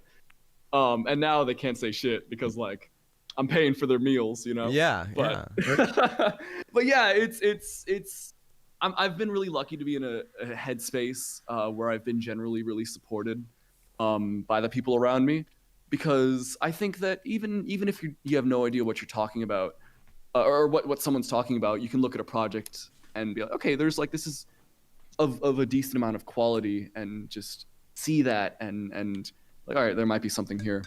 And yeah, so it's most people around me, especially like family members, they don't know what the hell I talk about, because it's like, I talk about weird, wacky internet shit a lot of the time. It's like I don't expect them to know what's going on. Yeah, my brother at Thanksgiving was like, your videos are good, but I don't know anybody you talk about. Why do you talk about someone I know? I'm like, who should I talk about? Like Brad Pitt? Like I'm not Exactly, TMZ. yeah. It's like, okay, what would work? Like, what do you understand about any of this stuff? I'm in such a niche within a niche. Yeah, exactly. Like the commentary. See, I'm not even in like Nick Diorio commentary. I'm in like shitter territory, they call it still, where it's I'm in a gaggle of gooses, like baby birds in a nest going, feed me, as the big baby bird comes in. Yeah. It's an interesting spot to be in, and it's like, especially when you're within a niche. I was known as an iceberg YouTuber and nothing else for a while, and it was kind of hard to break out of that, because I didn't want to be an iceberg YouTuber. It was something I did, but I'm like, I can do more than that, guys. And for over a year, I couldn't really do more than that. No one wanted to see anything else. I just think I get that. It's weird. It's kind of. I always approach this like this, and this was a thing that one of my lovely chat members said to me before, when I was having a moment on stream one time where I'm just like, there was this whole big drama that went down with all these shitters that were around the same size as me, and they all got invited to debate this guy, and then I'm sitting here watching it and reacting to it. No worries, Six Sticks Music. I appreciate you. We just don't want to. We don't want to hear. We don't want to talk about doxing. But you can dislike Orange Hoodie Guy if you want. So I just wanted to comment that a suit guy gave me a super chat and apologize. You're more than welcome to hang out. I don't even know how to say your name. Sticks. That's the guy who made the annoying orange video that I was talking about earlier. Oh, okay, cool. Well, I appreciate you coming to the chat. Yeah. So, like, it's. Commentary to me is such an interesting topic, and from what people look at it as is someone sitting down in front of a camera and a mic and just giving their takes on human psychology, essentially. And I'm like, but commentary could be so much more than that. Like, yeah. I am such a snob for equipment. I want to have that cinematic look. I'm as much as I want to do my cut scenes and cinematic, like I have a grand goal for this channel, for it to almost be like Slop Cop, being like on the like there's little storylines that are playing out while I'm talking about a story, and going that extra over, like I said, Nerd City. Huge influence on me, and he would always have these amazing, like, he plays these different characters, like his editing is flawless, and I'm like, okay, well, but he, at the end of the day, he's still a commentary YouTuber, because he's giving his opinions on things, he's backing it up with research, but he's like next frigging level of commentary YouTuber. So I'm like, okay, well, what if I and that's where I get these ideas to do the music thing. It's like, okay, you got to do something. You have to do something. And like Blue Jay, as I was saying, like my one of my chatters, when I was having this like mental downside, where I was like, I wasn't invited to this. What am I doing wrong? Why am I not getting invited to these things? Like, I know all these people, and she just said one thing that really kind of pulled me back. And she was like, well, how about you just stop trying to be them and just be you? And I'm like, wow. Like, I kind of just totally like just blew me back, and it was just kind of like, you're so right. Like, why do I care? Secondly, I mean, because I think that's a huge thing that, especially people getting into commentary, this particular niche, is that everybody wants to be a part of the clique. You know, everybody wants to be in Nick Diorio's DMs and chatting with Chud or something like that. And while that would be nice to have those opportunities, you know, to be among the minds like that, at the same time, you have to realize you almost have to like pull yourself back and be like, okay, why did I even start this in the first place? I know I didn't start making videos because I wanted to be in a text list. You know, I started these videos because I wanted to say something. I had something to say, and I think that's important to always pull yourself back. So now that single comment kind of changed everything for me. Where that's when I started doing the music stuff. That's when I'm like, I need to make it something that I can do that not anybody else can do. And I'm sure there's a lot of piano players out there. I'm sure there's a lot of commentary guys out there. I'm sure there's a lot of singers out there. I'm sure there's a lot of filmmakers out there. But is there anybody out there who is a singer, commentator, filmmaker, musician, theater kid? It's like, okay, well now exactly. I'm really bringing down the niche. You know what I'm saying? Yeah, no, I think it all comes down to a really great quote by Oscar Wilde, and that is, "Be yourself. Everyone else is already taken." And I think that's the path to success, especially someone like yourself who has already done art. Like you're at an advantage over like 90% of people who do just like YouTube videos for the sake of it, because a lot of the time they have no art backing. And I think it's really good to have. And if you're bringing your own unique perspective, especially one that is of quality, shit, man, it's more about, to me, it's more of a matter of like, it's about time rather than like, can I make it? It's like more like, all right, yes, when, at least that's the way that I like to look at it. Not enough hours in the day, dude. Really not. Yeah. But it's wild, and it is kind of crazy, like you said, how cliquey it is. It is very, very cliquey. Yeah. It's very cliquey, and I obviously I got my one little taste of it. It ain't for me. You had the wolf pack. You had the whole pack of dogs. But you know what, dude? You got up that tree so fast, and those dogs are like, all right, we can't get them. Like, Yeah, they're like, all right, this is boring. Yeah. Move on. Yeah. But again, your master class in how to handle that shit. If you ever want to know how to get through a drama like that, if you have a bad take, and again, I watched your video. I know that you were where your intentions were, and they were great. But the problem is, all the people who do that stuff are gonna be like, it's easy to be like, well, this is why I do it, and that's why I didn't want to. My presentation was not great either. I could have easily did a slop video going over your original video, but I didn't want to do that because that was an easy way out. But if I take on your updated video, now I have a bit of a challenge, because now you've taken out the easy critiques. Now I have to really dig deep for an explanation of why I still disagree. And I think you got to work for it. Yeah. When you were going through that video, how did you know?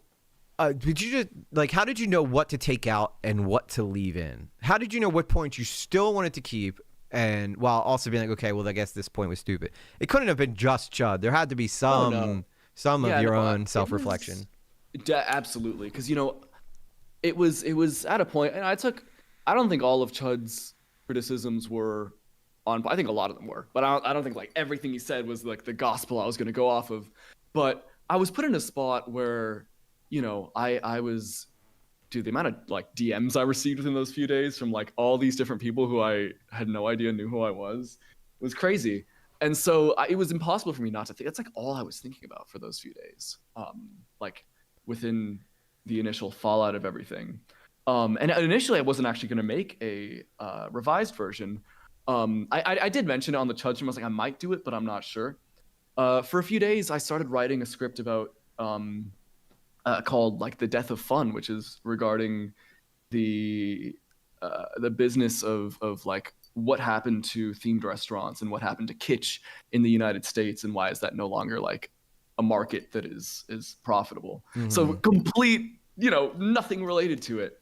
But I was one day I was playing with my band, and I couldn't get over the fact that there was more to be said. Like I still had a point to make, and I wanted to do it in the way that I felt was best. And so what I did essentially was I took the original video, went into the script, I edited some parts of it, because if you watch, you watched the original and revised version, I imagine. Yeah, right? well, I mean, obviously well, you've seen the revised version. Chud's response to it. So I didn't really get a Okay. chance to sit down and digest it myself. I was just being. Right. I listened to Chud while I'm at work. Right. Okay. So, So you got the general gist of it, though. yeah. I just remember being, what a fucking idiot. Can you believe this fucking guy? Well, first off, you got to remember too, like Chud's like, okay, this guy's coming after my livelihood, so that's why he probably took it so personally. But then again, like I said, masterclass in how to handle criticism. I think that's why Chud liked me too, because he had some criticisms for my videos, and instead of me being like, you don't know what the hell you're talking about, I was like, okay, yeah, you're right. It's too long. There's some stuff that I'm dragging out that doesn't need to be dragged out. And then I was like, I cut it all out of the video, and he was like, oh, well, it's hard to not have at least some respect for someone who is willing to take criticism. Yeah. And it's funny, the stun lock of like being rational. Yeah. You know what I mean? It's fascinating. Especially in this niche, like everybody's so and like there's so many irrational people. I feel like it's inherently just an emotionally volatile sort of business, and that's how it's designed to be. It makes sense. Mm-hmm. But yeah, when I was talking to him, it was fascinating because I kind of saw when we started off, like as our talk went on, the levels of kind of aggression lowered on his end, and it just kind of became more of just a discussion generally. Yeah, he liked you. I really that's why. Appreciated that. Yeah. And then I did. Okay, if I'm gonna share one grievance about, please do. Chud Logic. I don't want to start any drama here, but the re-upload of the stream does cut me out of context in the little like pre-show thing, which I feel is kind of, I don't know, it was unnecessary. I was talking about somebody else, and I said that they were like, as someone who is on the spectrum and clearly mentally unwell, these people, whatever, right? It fit into the context, but he cut it out as just part of the compilation of things that I said, and had me just saying like, as someone who's on the spectrum and clearly mentally unwell, and then cuts to something else, which I was like, all right, man, that's not what I said. So yeah, well, that's to defend Chud. That's not him. That was his editor. I think his editor. Oh, is that what it is? Okay. Yeah. So, that's what I was gonna say. It felt very like we just had such a good chat. It felt weird to kind of like misrepresent me intentionally. So I was like kind of confused. Well, he wants to do that so that people stick around thinking that he's gonna hand you your ass. Because if he was like, this video is gonna be me and Raymundo agreeing with everything I say from here on out, nobody's gonna watch it, Yeah. And what's funny is too, the other highlights aren't super, like one of them was just like, what do you think about blacks? And I was like, I love them. Yeah. That's one of the highlights. Which was like a very I guess kind of unrelated it's thing. Such a Chud question. Yeah, right. How do you feel about the blacks? That was kind of my only grievance with his re-upload. Cause I'm like, all right, that's not what I said. But other than that, I think he was really fair, and especially at a time where so many people were being really, this is the most racism I've ever experienced in my life. Again, I live in New York. I'm very white passing, but not white passing enough, apparently. Like I got called some crazy shit. It's insane, dude. What people crazy. do. And some of them were really funny, I will say. Some of them were really funny. And I wasn't like super offended by it. I was just kind of like in shock. I'm like, whoa. If I was Mexican, maybe I'd be offended, but holy shit, like this is crazy. Yeah, I'm the iceberg guy. What are you guys doing? What are you talking about? Yeah. I didn't jump any walls. Yeah. I was born here. But sorry, I got kind of sidetracked. No, that's your question.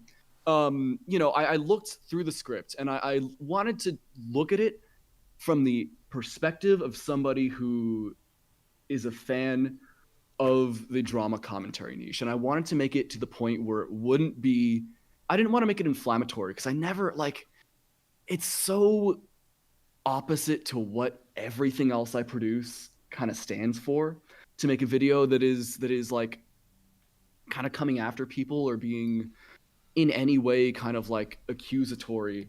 And I also was able to speak with Xylee. She was very open to giving me criticism. And I sent her some early drafts. I did the same with Diesel, and I talked to Aiden a little bit. Like, everyone was really, willing and happy to kind of give their perspective, and to have their angle too kind of helped me be like, okay, so how there's a lot to change. What do I change? And like, you know, if you really look at them side by side, the first like 8 minutes of the revised version are pretty similar, or they're very similar actually to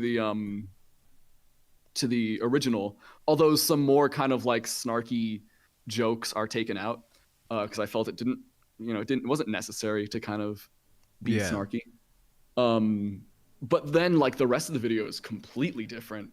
It's definitely had a much more compassionate vibe to it, like an empathetic vibe. You know, exactly, because that's what I really had realized. You know, I've talked to these people now. I've interacted with them. It's not something that it's like, you know, I'm not at a point where I'm screaming to the void. Like, these are actual people with thoughts and feelings and emotions, and to kind of go after them, and especially in the sense too, if someone feels like I'm going after their livelihood, I don't want to be doing that. But I do think there's, you know, it's completely valid to criticize someone, or to criticize art, you know, inherently when you're putting it out there. I think it's perfectly valid for people to criticize me as well. I think it goes both ways. But yeah, so, you know, it took a while, and I was also it took a little while to make because it was Halloween time and I was putting together a concert with my brother and my band. We played a fucking awesome set that night. So that's like where my mind was at mainly.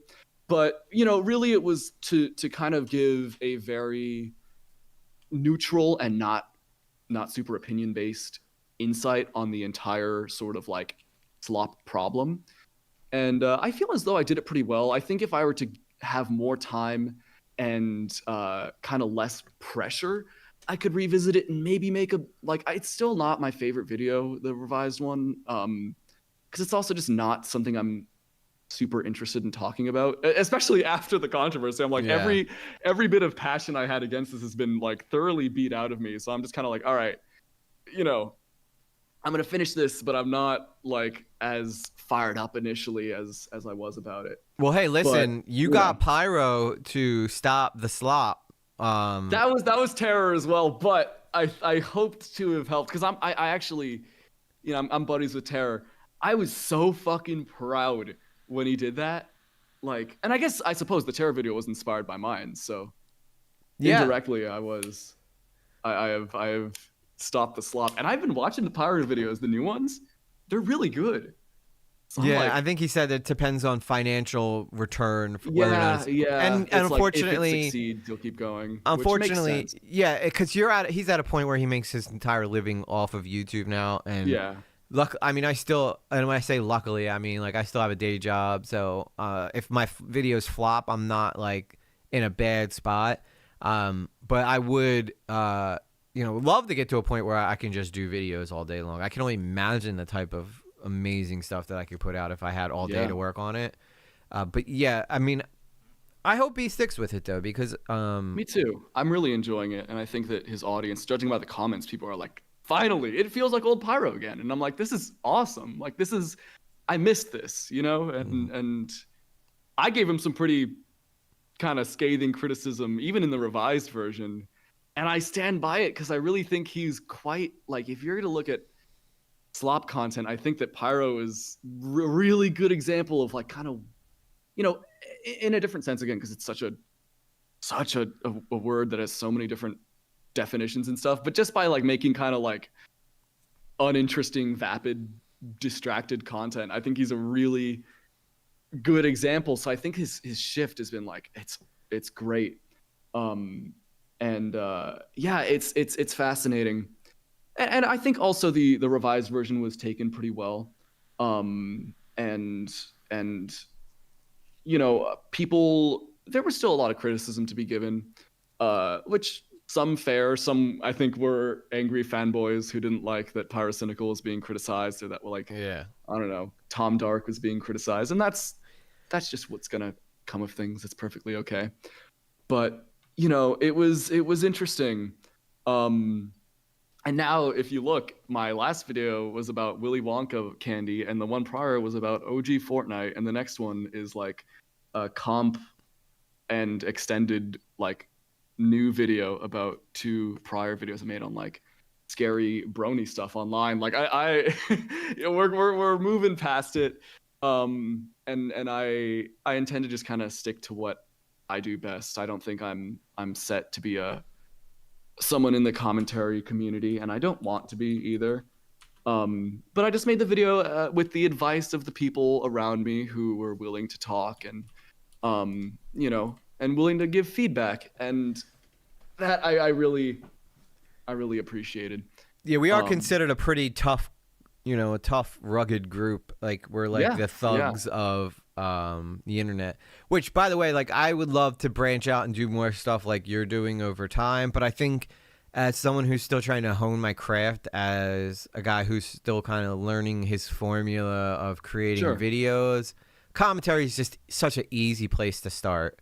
Right. Okay, what's going on? How do I feel about it? All right, let me, give my takes. And then it's a good way to learn how to edit, how to storyboard it, how to... so you write out all your videos before you put them, like, on... so you write a whole script. Do you have, like, your...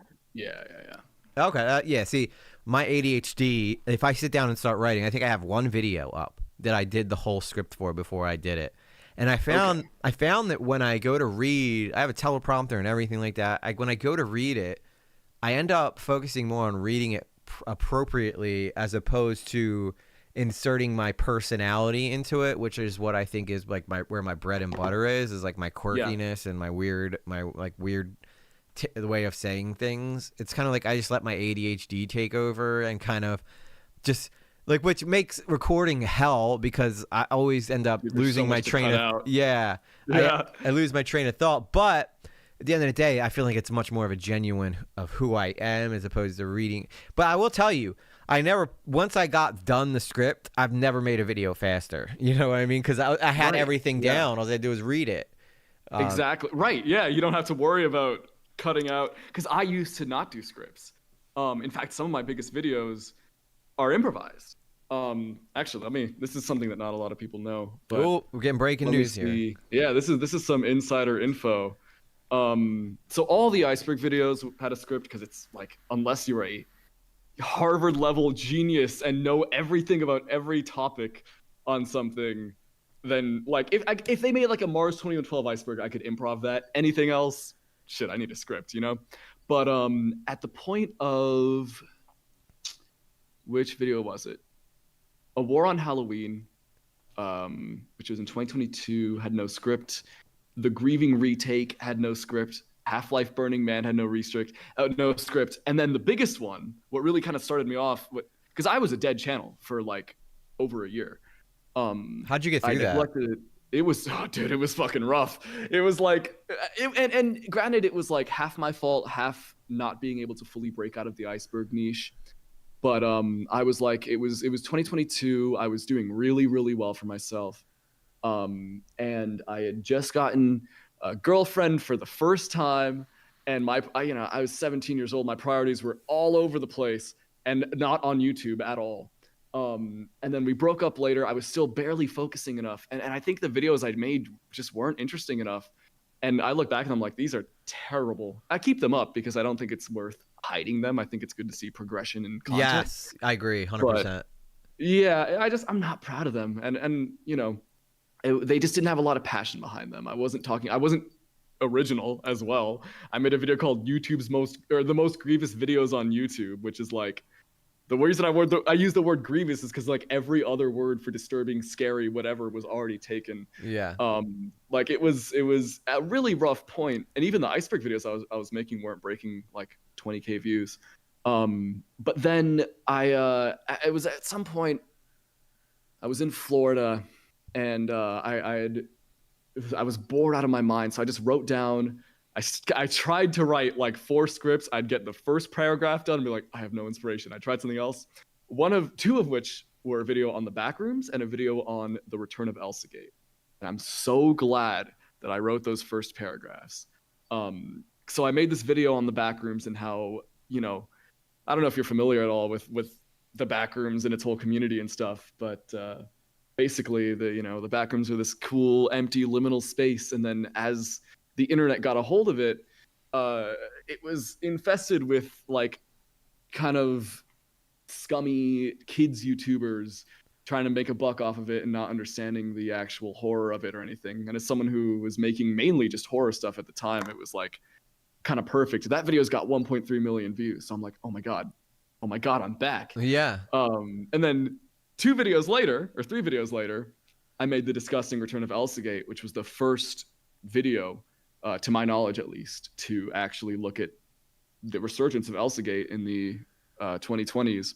And that has 2.1 million. That's the biggest video on the channel. And I think it's that, again, also didn't have a script. It had a paragraph, and I just researched it a ton after recording, so I knew everything. And I had like tabs open so I could directly reference the content. Made it all up as I was going along. Same with the Dead Plants video, same with the Family Guy hacks, same with the other Elsagate one, same with the playlist one, same with the Brony Trauma video, same with the other Brony Trauma videos, same with the 2000 Toys video. The I Can't Sleep video I wrote a script for. The Annoying Orange video was improv. And then at the point of the Analog Horror Has Been Ruined video in 2023, that's where I started writing scripts for every video. So everything since then has been scripted. But there was a point, in my most successful points, where I was just making it up on the fly. And I mean, it worked. It worked really well, clearly. But I feel they took so long to just get the audio cut together.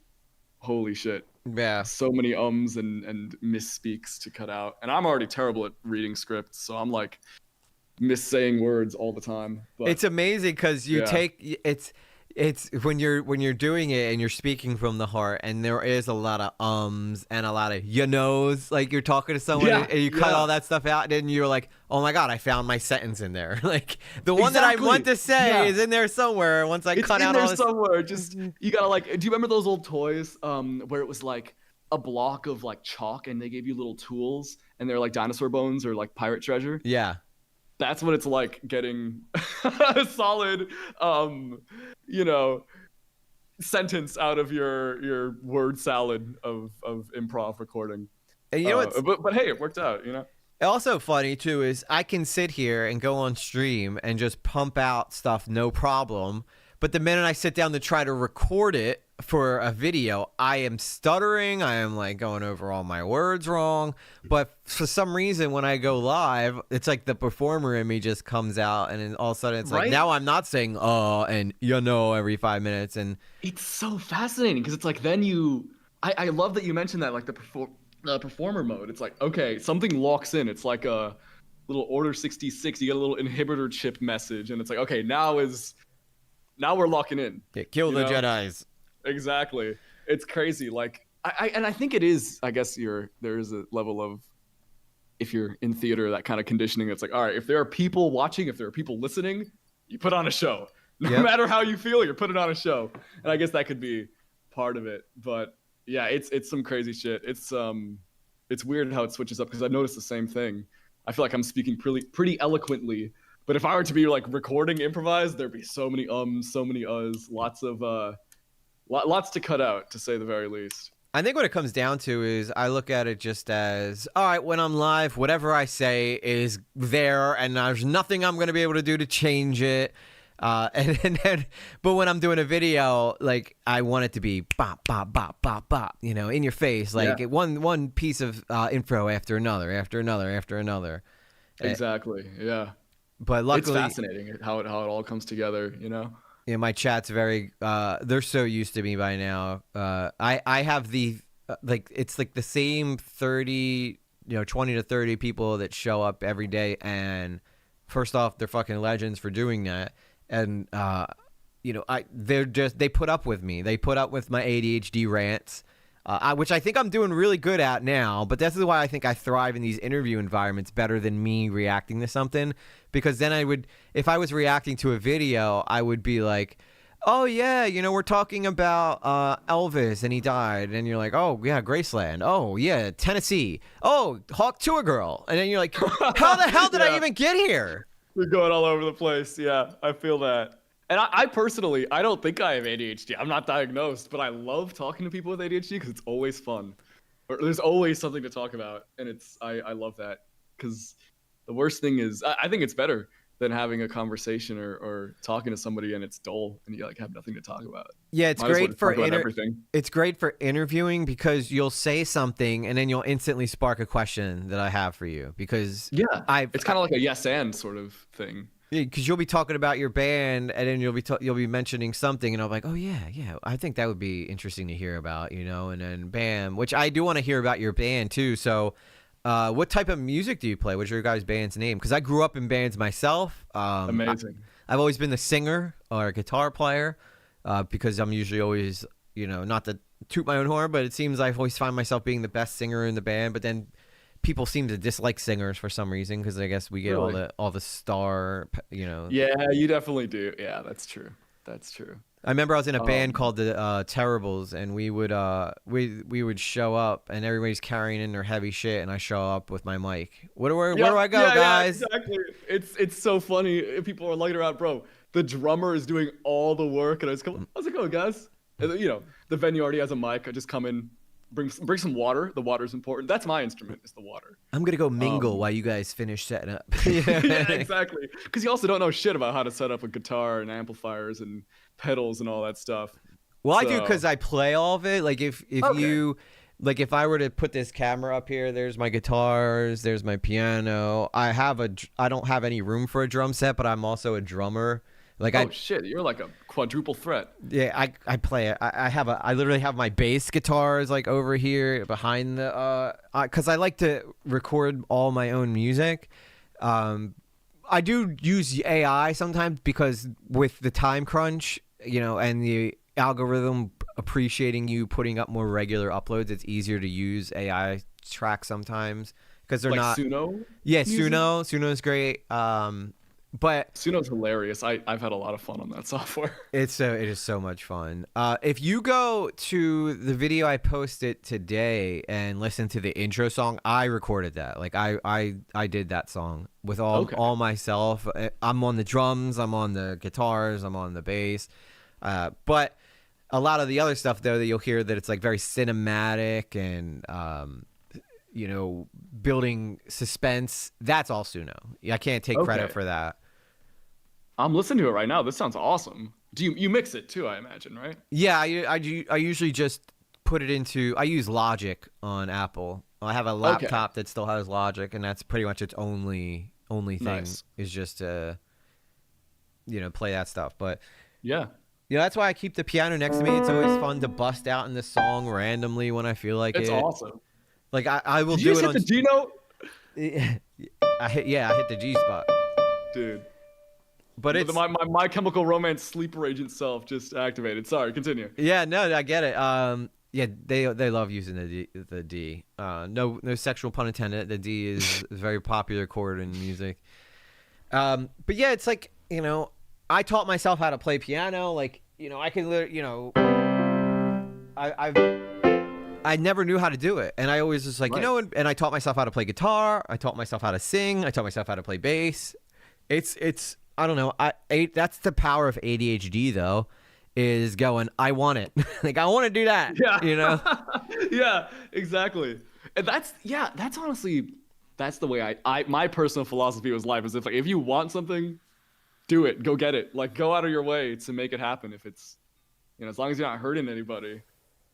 That's the way to go. Yeah.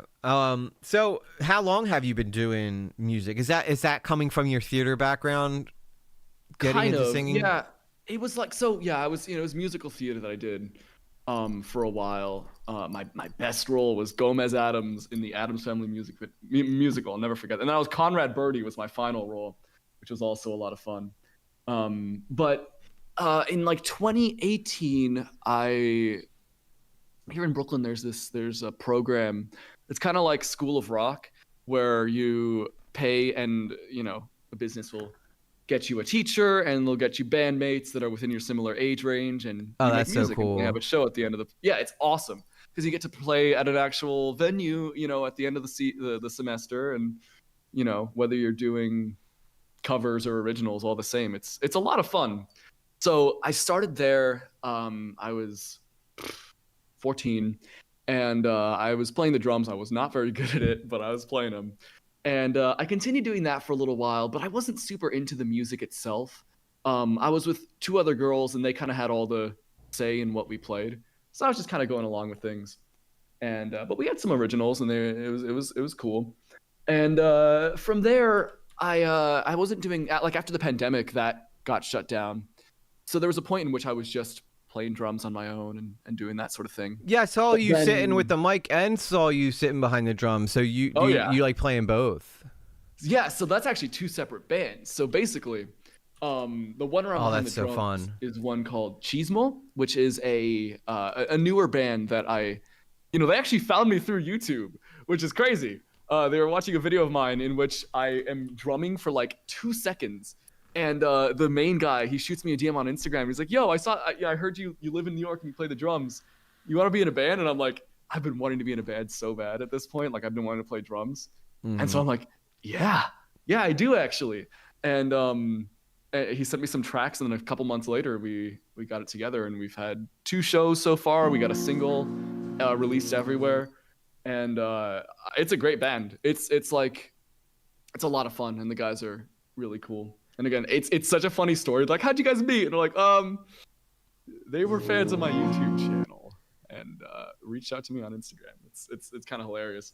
But the other one, which is like my band, is called Polybius, which is based off of the arcade urban legend you might be familiar with. And that one came from one of the girls that I did that music program with. In 2021, I'd first listened to the song Helena by My Chemical Romance off 3 Cheers for Sweet Revenge, and I fell in love with it. It's such a great song. Such a great song. I should have worn my Chemical Romance shirt for this interview. Oh, dude, you would have been set. Yeah. I give her a text. I'm like, okay, this Halloween, we're going to set up a Halloween show, and we're going to play Helena. Got it? And she's like, yeah, let's do it. And so she does it. She sets up this entire show, and it's called Smells Like Halloween Spirit. I'm like, okay, we need a band. The old band is disbanded. Everyone's like, we don't know where anyone's at. So it's her dad, and her brother, guitar, drums, and bass, and me. So it's a family band plus me. And we played the Monster Mash. We played Helena, and it was so much fun. And people loved the show. And that was the moment in which I knew, like, okay, I want to keep doing this. And so we were only really playing yearly Polybius because we were a themed band. What our thing was that we would play music that corresponded to the show's theme. And when that theme was, Halloween, for example, we play Halloween music. If it was like a 2000s night, we play 2000s music. So it was a little limiting. But then, and we were playing maybe like once or twice a year for a while.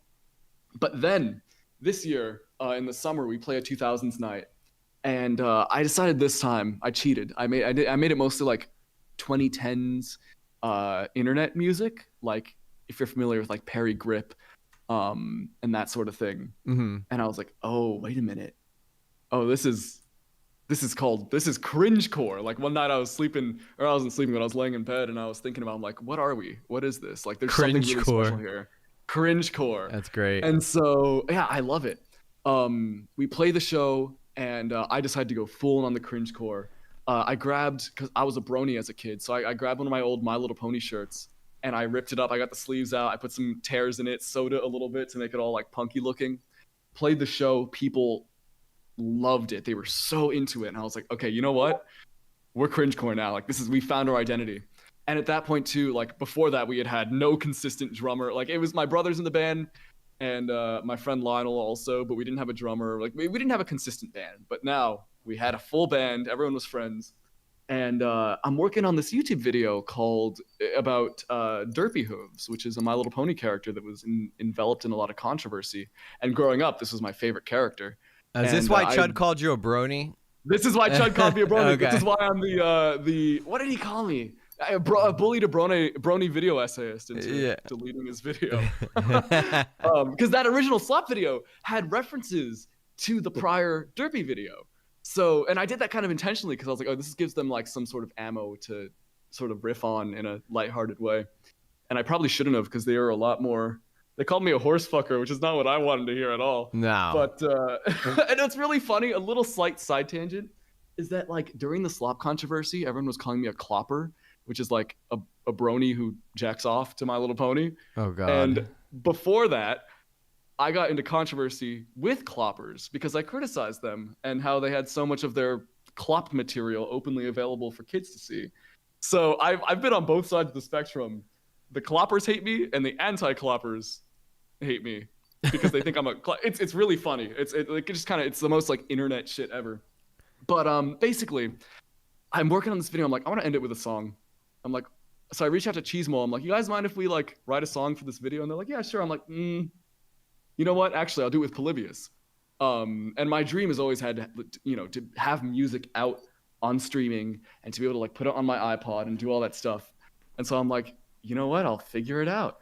So I learned about DistroKid, and I get it all set up, find a recording studio, put together an EP, and in due time we have a whole ass EP that's out everywhere. And since then, the band has fallen in love with the whole cringecore thing, and I'm obsessed with it personally. And our last shows that we've played, people have been really into it. So we've got 3 singles coming very soon. At one of them at the end of this year, and then the other 2 at the start of 2025. And we just have infinite ideas because there's so much. Because the whole cringecore thing is based on like 2000s internet culture, and I'm just in love with it, and we have so much fun with it. And so now Polybius is gonna be, I think it's gonna blow up at some point, but it's great because I already have like an inbuilt audience. So yeah, I mean, you could literally go around and people who watch you are gonna come see your band just for the opportunity to meet you. It's just you're giving yourself such an advantage over a lot of other people who are just. I know, I'm so blessed to be in that position, and I'm also here like the way I'm marketing it basically is just by making the songs part of the videos. So if you watch the Fortnite video, the end of it ends with a song about Fortnite. The next video coming up there's a Polybius song 30 minutes into it. It's like an hour and 40 minutes, so I need to make sure people actually saw it. But it's like, instead of just being like, hey, I'm advertising this, it's like, no, this is part of the video, and you can listen to it individually. So that's, long story short, that's Polybius and how that all came together. And I have so much fun with it. And I'm sure you can relate to the feeling. It's such a like rush. It's such a high when people like your music, especially at a live show. Like the applause, it's crazy. Yeah, you go so long without people dancing because they don't know who you are and they're just listening to see if they like you to start with, to when all of a sudden people start getting into it, you're like, holy shit, like yes, it's like the greatest thing ever. I've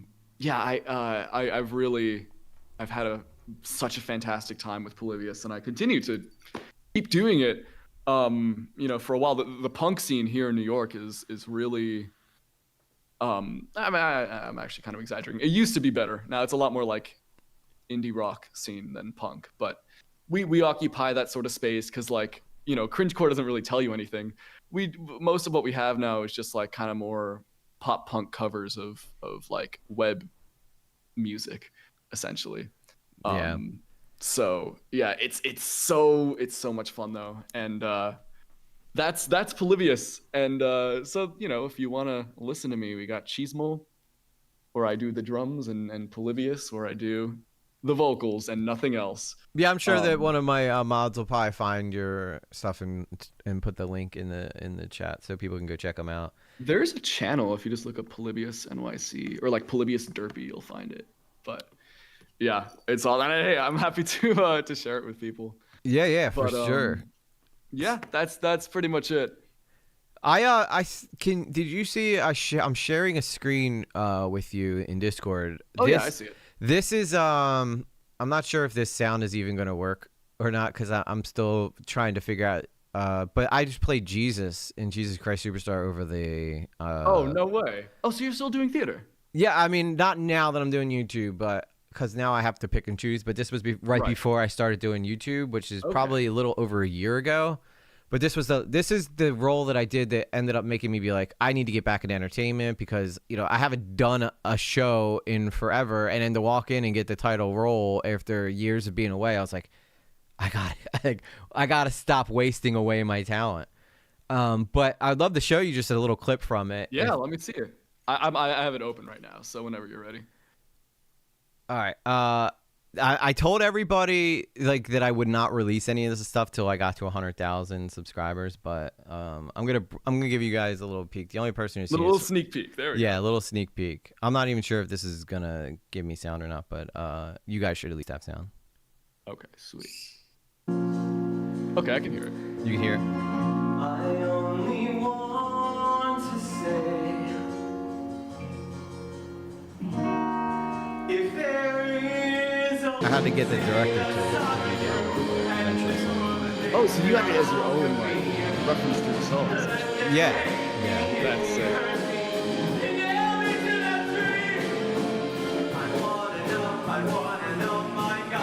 Are you guys really getting audio? Yeah, let me see.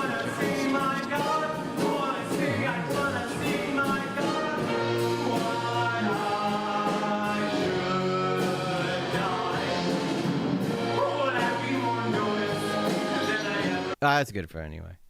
I just wanted to show a little. I don't want to make that. No, that's amazing. That makes me want to like do theater again. I miss it honestly. You know what made me want to do It's been a theater while. again? I don't know if you see all the Greatest Showman. Did you ever see like the behind the scenes stuff when the cast is together and they're doing like I guess they're called not sits, but this is where they're trying to sell it to the studio by showing them the music is going to be in it and stuff. Well, that anybody who's been in a show knows what it's like when you finally have all the music coming together, and it was just such a cool moment. I think it was called I think it was "This Is Me" is the song that they did for the thing, but like it just got like electric. It just like everybody was singing and like it just felt like something special was happening there. And I'm like, that is what theater is. Like that is Right. It's not Yeah. the show. It's the cast coming together as one to really look around at each other and go, we sound okay, you know? Yeah, yeah. It's a beautiful thing, really. It's because the thing is, it's like nothing else. You know, it's almost hard to describe if you've never experienced. Like you need to feel it to really get it. It's magical. Yeah, see, a couple people in the chat remember that it went viral, and I think it was almost got more views than the damn movie. But you see what it became in the movie, and even though it's a great performance in the movie and everything, it's not the same as it got added into the DVD as like a special feature, and I think that's because they knew that moment was what one sold the movie, and two is just like, we have something like amazing here. And that's what art is. Like that is, whoever wrote those songs is, first off, makes beautiful freaking music. And you don't worry, guys. Once me and Ray finish up, I'll show you it, because I messed up, because I only gave him the audio, so you're the only one who got to see it and hear it. But wait, when did you say, what was your milestone for showing this publicly? 100K. So I got to wait 100K. Okay. because it's the only thing I got, really. But I'll show the full entire. No, listen, I'm honored to have the early look. Yeah. I think I've only sent it to one person, and that's because she does free work for me, so I had to pay her or something. I was like, you can have it. You can have it. I respect that. Yeah, it's a good form of it's bartery. That's what it is. Yeah. Bartering. I tried reaching out to Dan to see if he wanted to hop on, but he must be away from his computer right now. Because I would have loved to have seen you guys chat about it, but I could come on another time and talk to him as well. Yeah, that would be cool, dude. Like you're so chill. I knew you would be chill. You know, Xylee gave you your full endorsement, and Xylee usually. If I got the Xylee pass, then Yeah. then I'm set. Yeah, you're good. I'm happy that it has that it carries that weight to it. But this is a lot of fun. Yeah. I'm sure there's like a million more things eventually I'm gonna remember that I wanted to ask you, but I feel I'll like give you a moment. I'm actually gonna pee and get some water. So yeah. I guess compile your thoughts. I'll be back in a moment. Cool. Yeah, so I was trying to get this to play. For some reason, I can't hear it though. Like I can't hear the audio for the thing that I was trying to show you guys. Well, what I was showing Ray. I could see that you guys were getting audio for it, but for some reason you weren't getting the video. It just like disappeared. I wonder if that's because I was sharing it with Ray, but that shouldn't be the case. That shouldn't be the case at all. Let me see if I could just do it as a different thing here. Maybe I'll just do it as the media player, and I'll let you guys get a peek of this. You see, it's not playing for me. Why is it not playing for me? And it's not playing for you either, though. I probably should add it too, huh? So you guys can actually see it on here.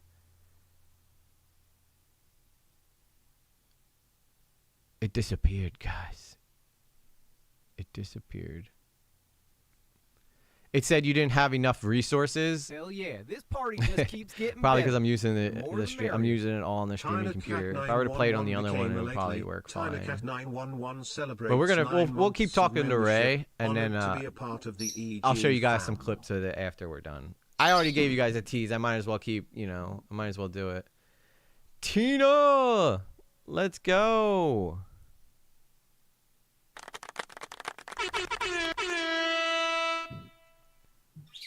Nine months, the oldest lately we got. And we're not talking age, we're talking like dedication. We're talking dedication, man. I gotta get Ray's icon back up there. And I can stop sharing. I think I could stop sharing my screen now. I flexed. I did my flexing. Well, nope, didn't mean to do that. I don't want to end. I don't want to disconnect. No, crap. Okay. Okay. I'm back.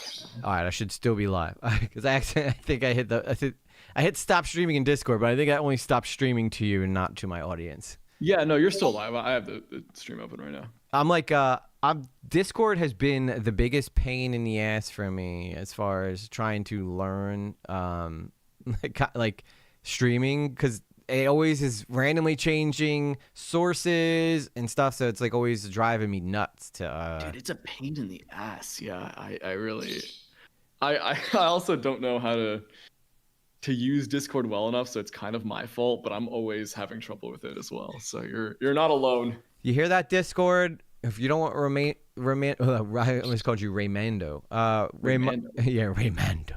That's your stripper name.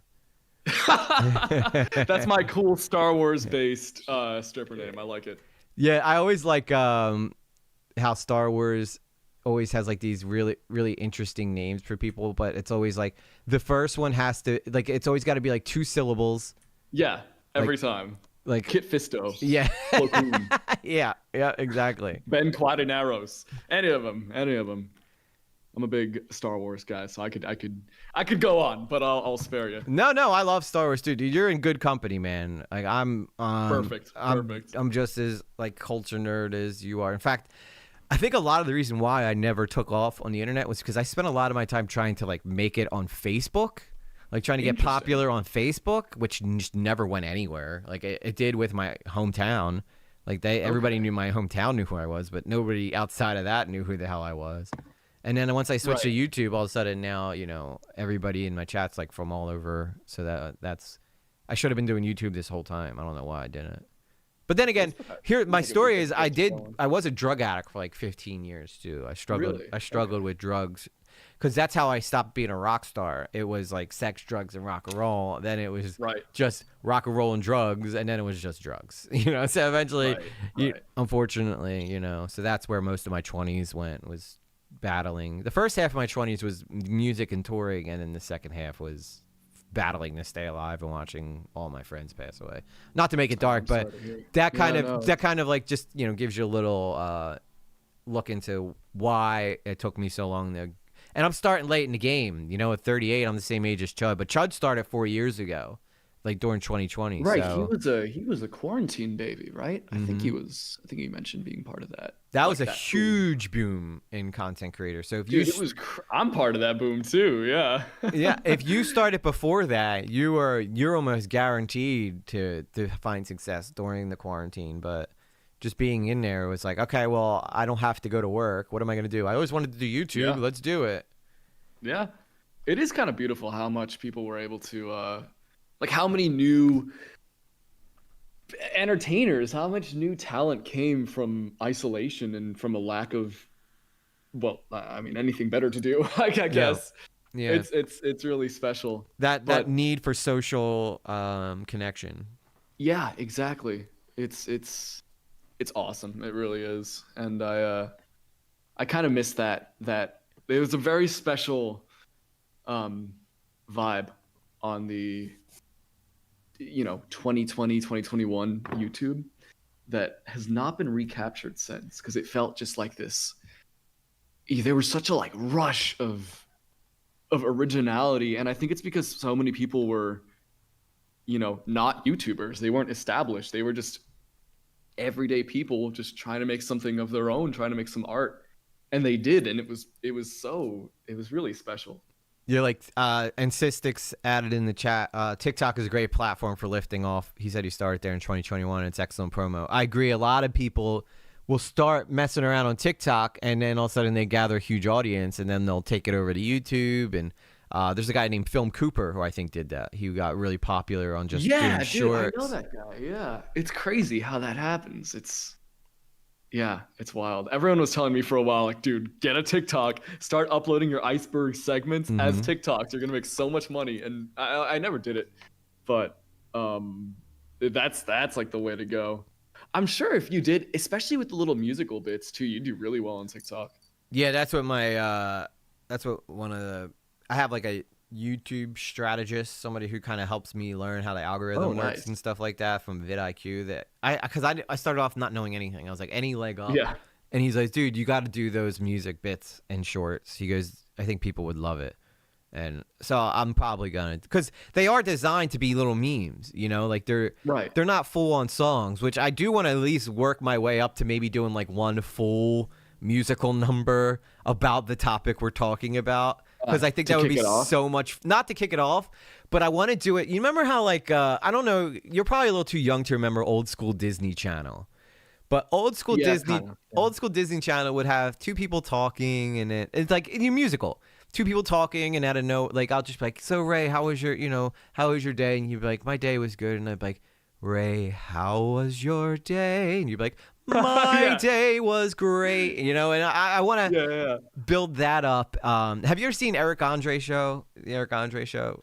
I've seen clips from it, but I haven't actually seen the full thing. He did this movie, and in this movie, he does this full. First off, I'm mad because I always wanted to do this. Get a whole cast of people together and randomly do a musical number out of nowhere, but make it look like it played out like it was a natural reaction just to capture people's reactions. But he did. Oh, in the mall? Is that what you're referring to? He goes, I met a girl today. Like it's so funny. It's so funny. And were the people actors there? Well, the people in the number were actors, but everybody else watching was not. Okay. I was wondering. That's so awesome. I don't know if you remember the Power Rangers too. I never watched it. But they would always get attacked by the Putty Patrol, and they would just like jump these teens and try to like kill them and stuff. And I always thought, how funny would it be if I tried to do a reenactment of like 5 teenagers with attitude getting attacked by these monsters live in a public square, and then just record people's reaction to it. Yeah. Oh, it's kind of like Impractical Jokers almost. Yeah, because that's like they take these ideas that come from movies of things that happened all the time, like a random attack, or like obviously gunfights do break out, so I would never do that. But they take these really far out ideas that we used to watch as kids, like a thing breaks out in the musical out of nowhere, and just get people's like genuine reaction to like how that would be. But my mom had a really funny idea for like how in a lot of 80s movies like Goonies and Indiana Jones and that kind of thing, there's always like a cave slide. Yeah. Oh my God, the Goonies had the best one. Yeah. Oh, by far. But she wanted to do this little kind of like short film kind of parody skit of like people researching the phenomenon of cave slides, and they kind of go to these sites and that sort of thing, like, and how it would actually play out in real life. So it kind of reminds me of that concept of taking this goofy movie thing and turning it into like a realistic reality, I suppose. I'm gonna enter this sewer in lower Manhattan, but what people don't know is below the ground is the funnest water slide you've ever experienced. Exactly. Yeah, it may be sewage water, but it's really, really fun. It kind of makes it worth it. It spits you out into poop, but guess what? You're gonna have a great time getting there. Exactly. Yeah. Which is funny because they never actually show that part. Like you, No, they don't. yeah, Yeah. because the No, they Goonies always would have been in disgusting water. Yeah. Yeah. Also, who built that Goonies? Right. Exactly. Yeah. Not only did they build one slide, but everybody had their own personal slide to go down too. Oh my god. Yeah. There's multiple slides. And then you shoot out of the side of a mountain, like into a 15-foot drop into the water. I was like, either these pirates were like the funnest guys ever, or it's like this used to be an old school water park. Yeah. It's one of the two. It has to be. I like the idea of the really fun pirates that just you know. But that would be a good we'll have idea fun for with a video. Random things that happen to movies that could never possibly happen in real life, and then you just go through like. Exactly. I think that'd be good. It's so fun. See, that's Yeah, what I need I to love do. I need to expand my brain and think because we do that, but we do during streams. Like even though I don't mind talking about drama, I don't want to just be a drama creator. Because I got to be honest Right. with you, Ray. Half the time, I don't really care about the stuff I'm talking about. Like it's always like Yeah, a that makes wild. sense. Like first off, it's always disturbing shit, like someone being attracted to kids or some weird shit like that. Yeah, And you can only talk about that so much before you're like, ugh. And It's hard. Yeah. Like mental health wise, it's really. And I don't get why it can it's be so difficult. hard for these YouTubers to just stay away from talking to minors. I know. It's so weird. It's like you have. I would imagine, at least in my experience personally, you have grown ass women in your DMs. Talk to those ones. Yeah. You know, if you're gonna talk, you know, chat up any fan, have it be one of the adults. It's like I don't think you should be chatting up fans in general in like a sexual way. No. But like it always comes you back to know, bite you in the ass. yeah, because it's like there's a power dynamic there inherently, and you know I know some people who actually a good chunk of people who met their girlfriends and wives through iDubbbz. them iDubbbz being did fun. that. Yeah. Oh well, yeah. I guess he's not a good example of that, is he? No. Poor guy. I mean, I think- he just found like the hottest fan he had, and then was like, Yeah, all right, I'll right. marry you. It's What rough. would you That look poor at? guy. He's Someone's guilty of being not doing too total hot. badass. But Chick I know some loves people a who it's good gone really well performance. for. So I don't think it's inherently Anthony Drosso's a bad. I think once you subscribed know 3G someone lately. well enough, like you've established a friendship, then maybe the kind of like power dynamic starts to be a little less of a thing. I don't really know. Again, I have never had sexual conversations with a fan, so I can't really speak too far on that. It'd but be it's- really odd if you were like, I weird. have had sexual conversations with fans. It's like, yeah, it's like he's listen, just bullying as a a meeting. trade specialist. Yeah. As someone who's, you know, but to be clear though, everyone over 18, so Yeah. I'm all good. Yeah, that's why I just make my Discord over 18. It's like I don't care if kids want to watch the stream. I mean, even though we talk about adult stuff, I'd prefer everybody to be 18 because I can't control Yeah. who comes into the community, what they're gonna do, and you know, Cystic says once you get past 100K, the symbiotic activates in YouTubers. Did The you? symbiote, yeah. What was yeah? what was your experience crossing 100K? Oh man, it was weird because I was at the time I was working at you know FAO Schwartz. Yes. So I was working at FAO Schwartz, and they have this giant piano there that's really iconic because it's in the film Big. And Oh, nice. So I was at 99,000 on that day, and during my shift, it hit. Like during my shift, I got a notification from an Instagram story. One of my friends like, "Congratulations, Raymundo2112." I'm like, "Oh my god, it happened! It happened!" So I have to wait for the next like 15 minutes for my shift to end, and then I'm like telling people. And I was actually, I don't know why, but my mom and my brother are out of town, so I was just kind of like alone and like, well, I'm famous on the internet now. Yep. So I poured myself some really shitty little shots that didn't do anything, and I just kind of was like, you know, reposting Instagram stories and stuff like that. But I actually had a really shitty process.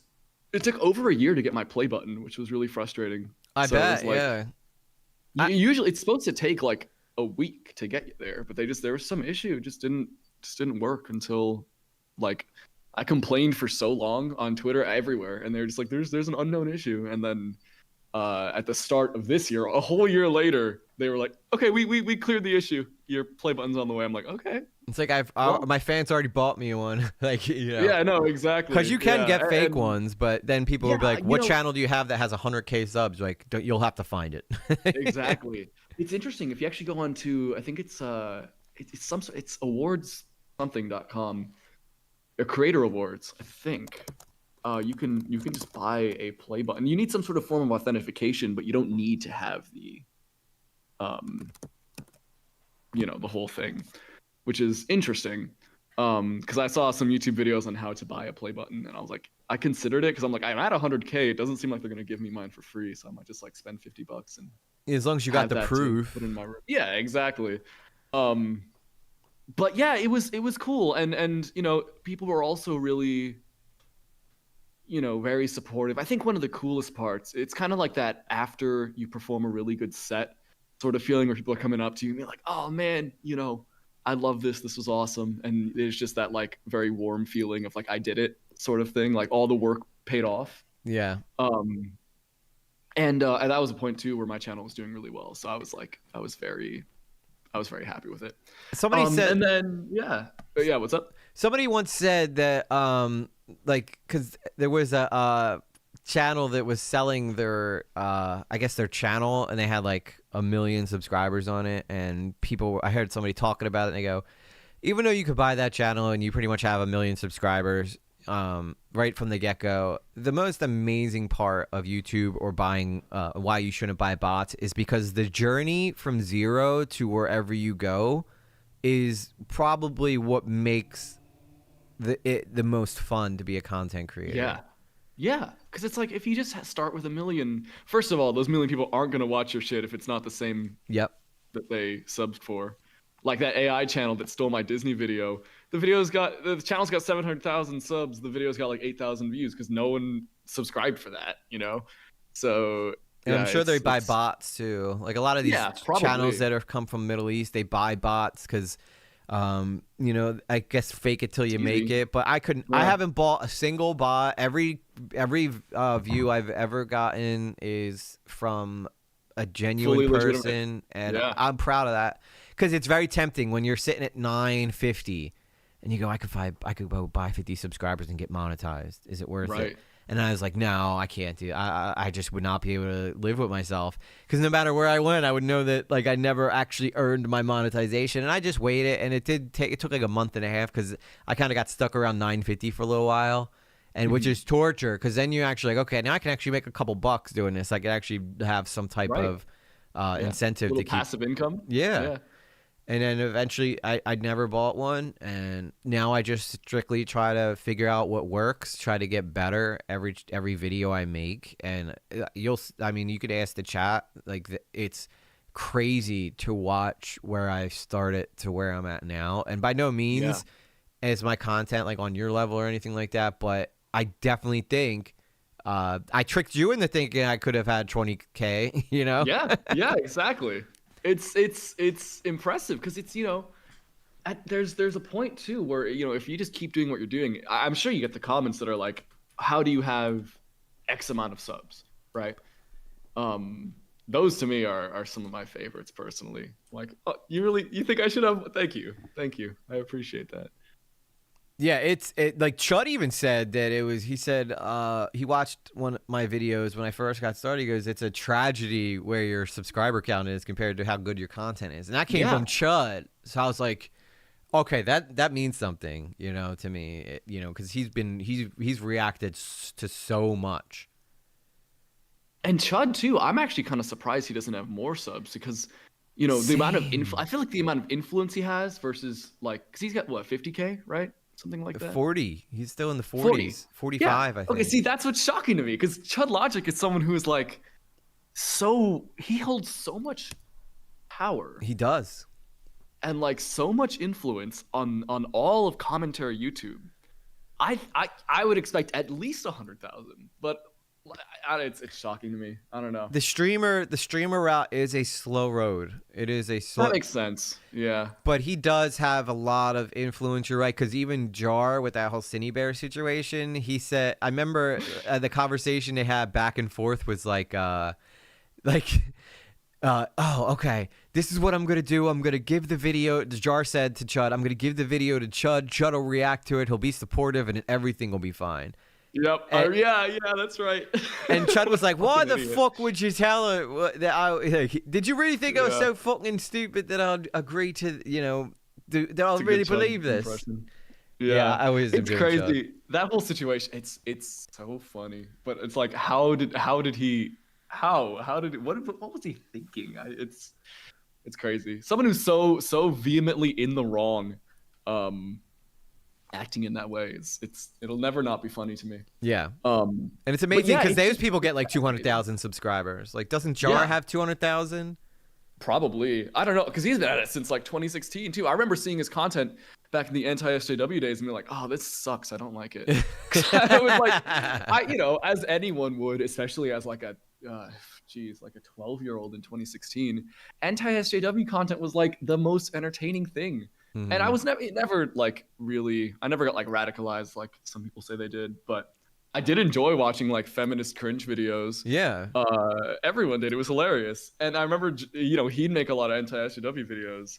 And whereas I was a big fan of like Shoe on Head or something like that, I'd see his videos come up and click on them like, oh, it's this fucking guy again. So the first time I heard his name like uttered again was the whole Cindy Bear controversy. I'm like, you know what?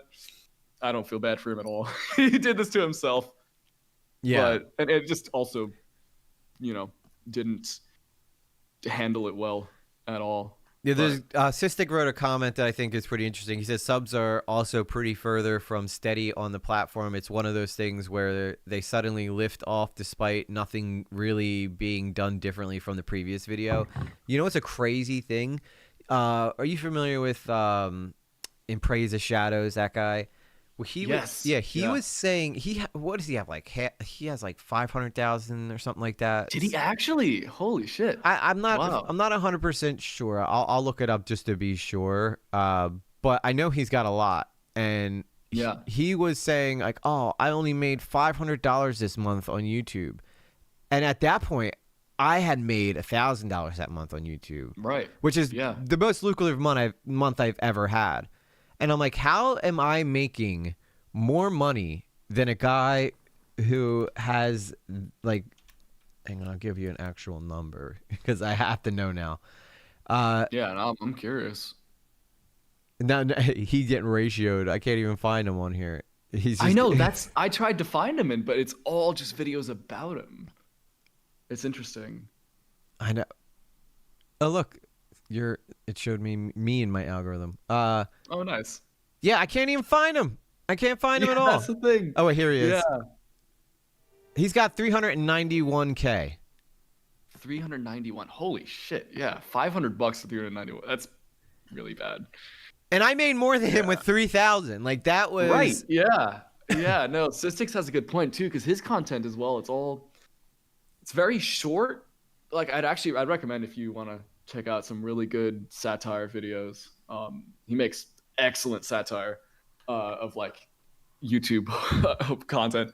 But his videos come in waves. He's told me before, like he'll just get a wave of new subscribers and viewers and randomly for no reason, and it just keeps on going. He didn't upload for like a year until like October. He went from like an October to October schedule, and within that entire year there were so many points where it just fluctuated, and it's crazy. It can get disheartening. Like, you go through, this, you went a whole year stuck. I couldn't imagine, like, I start freaking out if I go a month without making a lot of progress, and I start trying to figure out what I'm doing wrong. Like, I obsess. I'm like one of the, you seem like you're the same way, but I'm one of the people who are like, and the chat knows it too, because if I have a technical issue, I will not continue until I figure out how to fix the technical issue. Yeah, no, and I I apply that in the rest of my life too. So if my goal is to reach 100K, you better believe, even if it takes me a decade, I'm gonna figure out a way to get there, and by trying different things and just never giving up.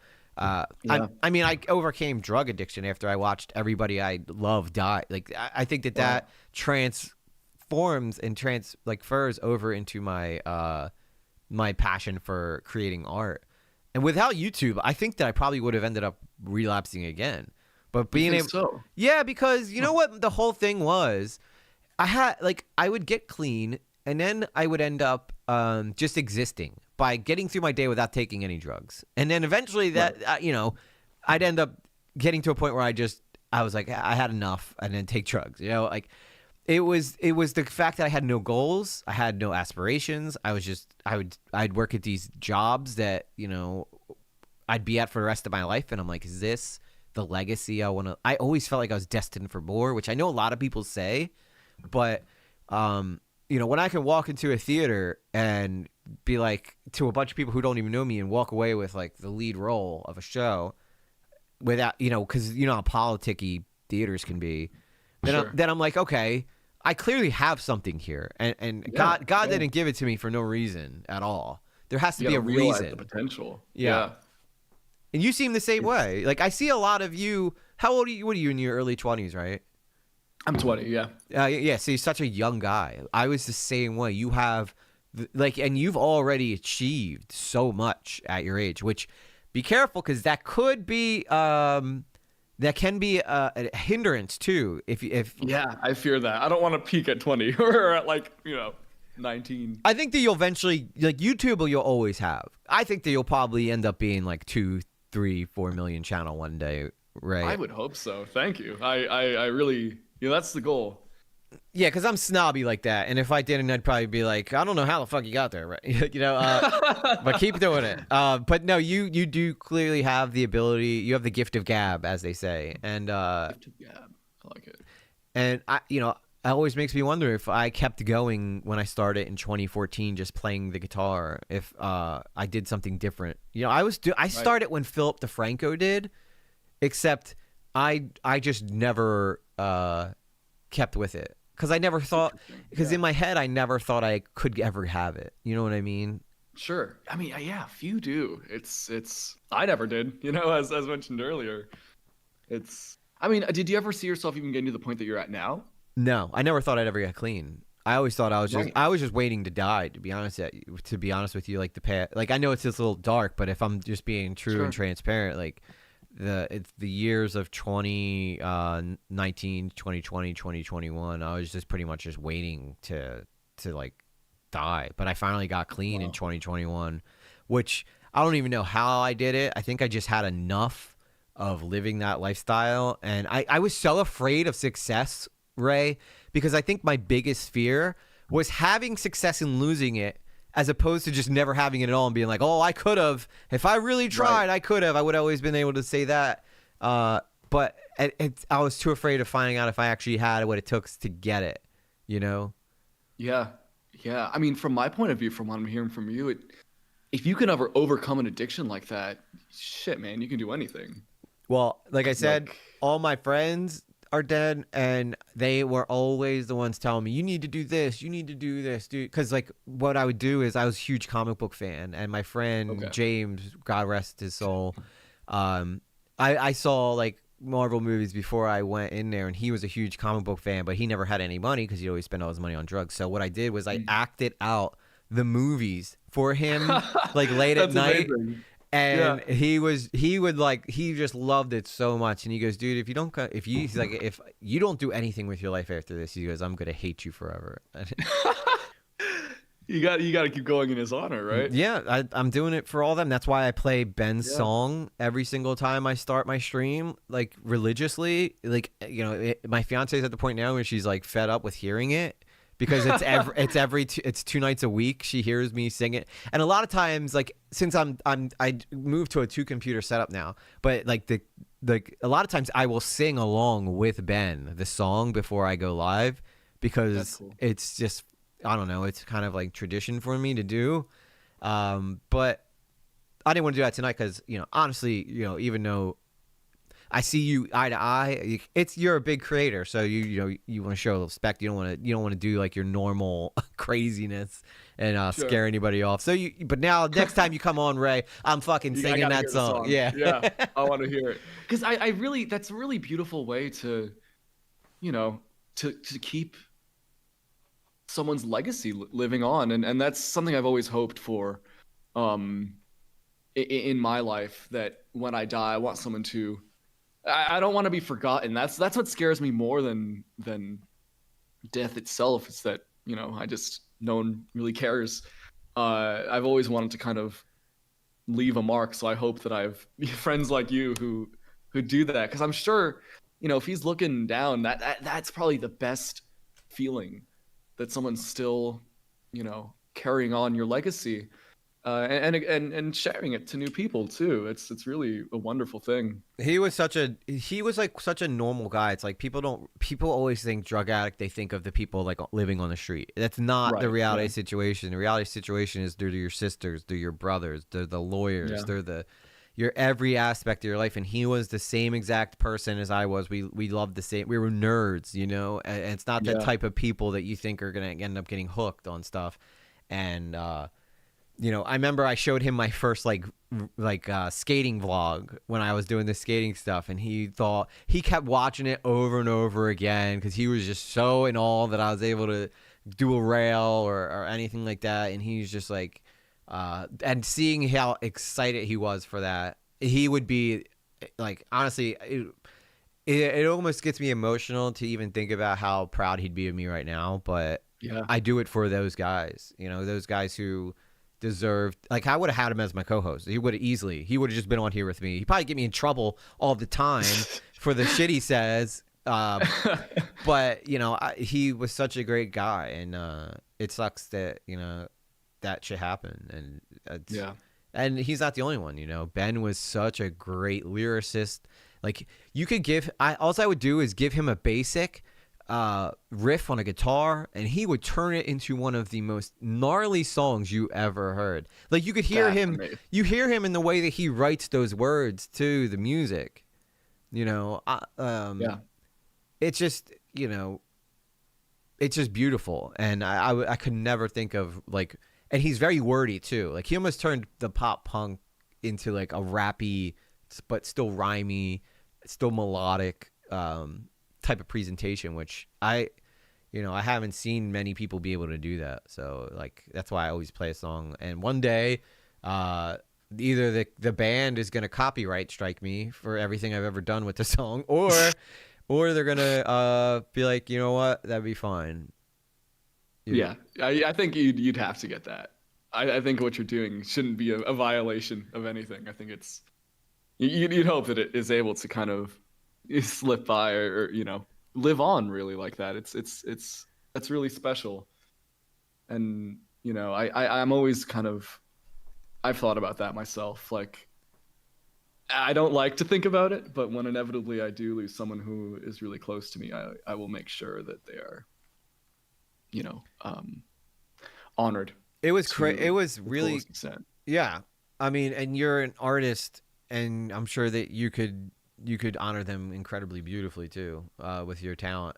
But I went from not losing anybody to like all the way up until my grandpa when I was like, I don't know, 20, to from the age of 20 to 20, from the age of 20 to 25, I lost like everybody I ever loved that was close to me as a friend.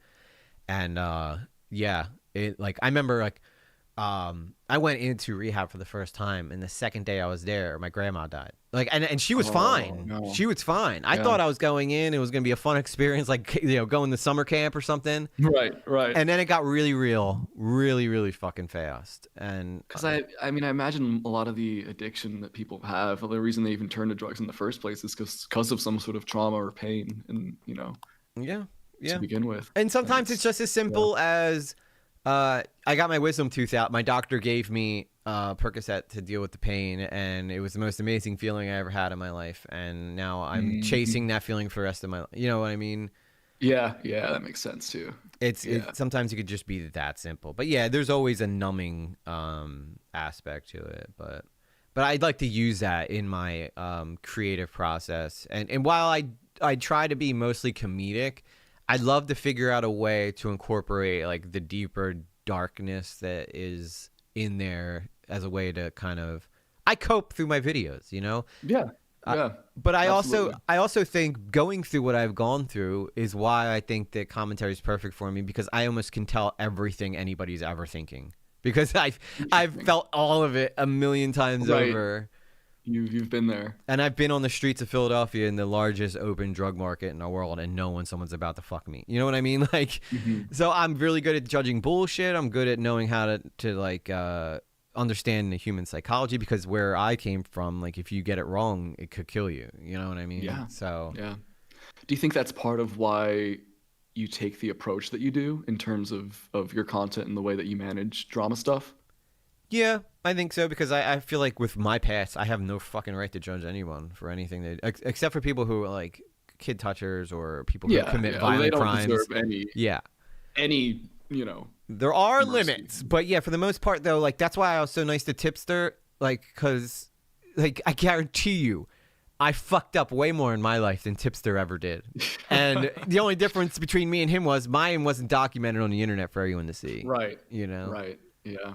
Yeah. I guess that's the scary part too of someone being, having their life public on the internet. That it scares me a lot if, some of my, even like a breakup or something like that. Just, I know some of these YouTubers in commentary, everyone's so ready to just have something on them. Mm-hmm. And this is the main thing I kind of dislike about the way that it's managed, is that people's personal lives get involved. And things, and what I'm talking about, I'm not talking about like if they've committed some sort of crime or done something awful, but it's like something that has nothing to do with the internet, nothing to do with any of that stuff, gets turned into like ammunition against them. And it's really, I don't know, I think it's pretty fucked up morally on that level. But it's really, people fuck up, people are human, and I do think, like we talked about earlier, there's someone behind the screen, whether or not it feels like it, and I think we need more people like you, really, on these spaces, but just in general too, who are like empathetic, and kind of people, and that's, it's a really special thing. Well, even Xylee, when I had her on last week, she didn't go into detail about it, but she was like, yeah, she went through exactly what you've gone through. She was the target of, they call them yaps, of people, like a group of people coming together to try to cancel you. And she learned from it, and now she's incredibly well respected in the space. And yeah, that's all you can do, is try to learn from it. And like I said, masterclass in handling that type of situation. Watch what Ray did, and don't concede on everything, but not everything, unless you're talking to Chud. You need to. Yeah. Well, yeah. It's I'm glad that that's how it came off, because in the moment I was complete transparency with you. I was like so panicked. Yeah, I can tell. Especially like. Yeah, I could tell you were scared, but you were also composed. Yeah, that was the most important thing. I gotta breathe. I gotta just like make sure I stay. I don't want to like start spurging out. Yeah, I'm gonna die. You guys don't like my freak out. Yeah. I would just be. I know the way I'd respond. I would just get sad. Like that's. I don't think I'd start yelling at anybody, but I would definitely just like. Oh. But that's why you caught Chud so off guard, Ray, because that is what people do. That's what everyone does, and you didn't.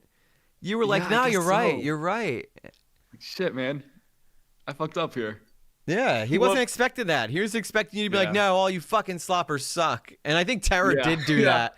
Terra got even the better of Chud, because I think Terra was like, he tried to get Terra on, and Chud was calling him like a pussy, and then one of Chud's own chat was like, "You're like calling this guy a pussy for not coming on," and that's kind of weird. Like, and Chud was like, "You know what? You're right." And like, but that's why I like Chud too, because he immediately was like, "Yeah, you know what? I probably shouldn't have done that." Yeah, he backed off. I noticed that, because I was I watched through that whole stream, and I was like, "Oh my god, I feel so bad for Terra, right? Like, this must be so stressful." Because he's a kid, he's not to discredit him, but he's young, and to be 17 and have like a grown man coming out, and obviously Chud didn't know. I'm not trying to fault him on that, he did not know that he was 17 yet. It must have been. I checked up on him. He's all right, but it's crazy. It really is, and I'm glad that I was able to deal with it well. But like you said, it was.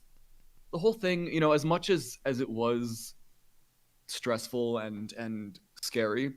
I'm very thankful for how everything played out, because now I've learned so much, just in the way that I operate going forward as a content creator, as someone who has a voice that people will listen to and take seriously. I'm like, okay, listen, I made some mistakes here, and now I've learned. I think I've learned a lot about it. I think I'm a better person, better content creator for it. So I as much as it all went down, as much as I kind of wish I didn't have this blemish on my Bro, it's career. hardly a blemish.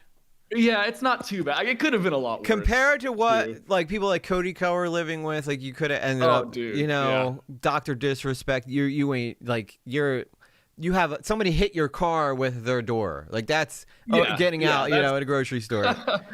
And we talked it out. We we were like, okay, all right, my bad. Yeah. Yeah. No, it definitely could have been a lot worse. And I don't see myself getting into controversy, because I don't, first of all, I don't talk to kids. Yeah. that's the first thing. Yeah. Step so one, I've already everybody. said there. Step one, which is the hardest step for a lot of people. Yeah, dude. But like, it's still, I'm not gonna start doing fucking hawk coin at any time soon. So Yeah, I'd probably avoid that. even on that regard, I feel Raycoin next. in the clear. Yeah, Raycoin. There we go. Mars coins. And a rug pull and make millions of dollars. There you go. But everybody will hate you after that. But guess what? I'm rich, bitch. Exactly. Yeah. Now I have my own podcast and all this shit. But yeah, it's a learning experience. It's also, I think, if not kept in check, even with something like it kind of made me understand like why some people do freak out. Because not that I felt I was going to be at a point in which I do, but it kind of made me realize, like, okay, if someone's not really of sound mental state and they're put in a scenario where, if YouTube is their livelihood, or any sort of content creation really, and they get put on blast and it feels like the entire world is against them, I do see why that happens. And, not that, like, with some people, obviously, like we said earlier, it's justified, but with others, I think they don't fully kind of. I think, like you said, to bring it back to like the lolcow live thing that you were talking about, how it's kind of like performative blood sports. Yeah, it is. It's that, but maybe not always with the person who is the one being attacked. I think, at least, like they could be just, just a guy who fucked up, and they're not involved in the whole idea of it being entertainment. Really, it's just, and that was kind of, I'm speaking from experience, obviously. I wasn't trying to give anyone a show, like I'm just kind of like, all right, let me. But Chud was, and he was, yeah. Exactly. There was that kind of, almost like a tug of war there. In a sense. And I think that's why he was getting frustrated. He's like, Ray, give me content. You're not giving me In fact, if anything, you're making me look like a bully. Yeah. And it's good because I think as we spoke to, he calmed down a lot more, and we just had a lot more of like a really, I'm also, I really respect the way that we interacted, because it was, as the call went on, it was very civil. Yeah, and now like the commentary community seems to have a lot of respect for you, and that's not something easy to get. Usually you become a joke after that kind of shit, and you were able to turn it around and not only thrive in the situation, but you've actually picked up a lot of like respect too. I hope so. I don't know what my reputation is. I know like with the people I've interacted with like Siley and FPS Diesel and stuff, they don't hate me, but I guess I'm honestly, full transparency, a little anxious about what the next like VidCon is going to be like, because I don't know. Some of the people who I talked about in that video, I've met and I've spoken to before, like Sensitive Society, for example. Yeah. Like I criticize it, not harshly, but like a little bit for how kind of minimal. I fully support that, by the way. Yeah, yeah. I think I anyone think deserves. your content's lazy sensitive. If you act like it's not, you're full of shit. Exactly. I'll say it yeah, for and you, he Ray. doesn't, though, is the good thing. Yeah. You know, and like with his video, it was such an interesting example because he made a video covering my video, and in it, in his video, he's like, yeah, I agree. There were some things he disagreed with, but he was very civil. Like it wasn't blood sports really, and I think that's probably because we've spoken before and we're friendly. But I commented on it like on his video, and I think he pinned it as well. I was like, I don't remember exactly what it was, but I was like, hey man, great video. I like your input. It was great to hear the other perspective. And all the comments responding were like, what the fuck is happening here? Yeah. Like why are you, what? Because they were like, there's this, mutual respect that was happening. And I think people were just kind of like, didn't know what to do with it. Cause it's like, wait, you're supposed to hate each other. What's going on here? But yeah, no, I don't have any ill will towards anybody who I spoke about and who I've interacted with since, because it's like at the end of the day, my sort of like grievances with the way that commentary works are it's my personal opinion, and that doesn't change really anything. And I think it should just be taken as that. Like if someone isn't a fan of the way certain things work, like that's fine. At least that's how it should be. But it's interesting the way that it all works, the way that people respond, and it's taught me a lot, and it's also taught me that this is not what I'm built for. It's not what I'm here for. It's not what I want to do. And like there's one thing that I did mention in both of the videos. There's a YouTuber called Moon who I have a lot of problems with. And he's like less of a YouTuber and more. It's like a business. It's kind of a content farm. There's Ziley. Ziley's in the chat? Yeah. Hey, Ziley, how's it going? She said, tell my homie Ray what's up. I'm about to jump into a meeting, but wanted to say hi. Thank you for stopping by. Yeah, we love Ziley. We love Ziley on this channel. We love Ziley here. Yep. Awesome. Good to see you.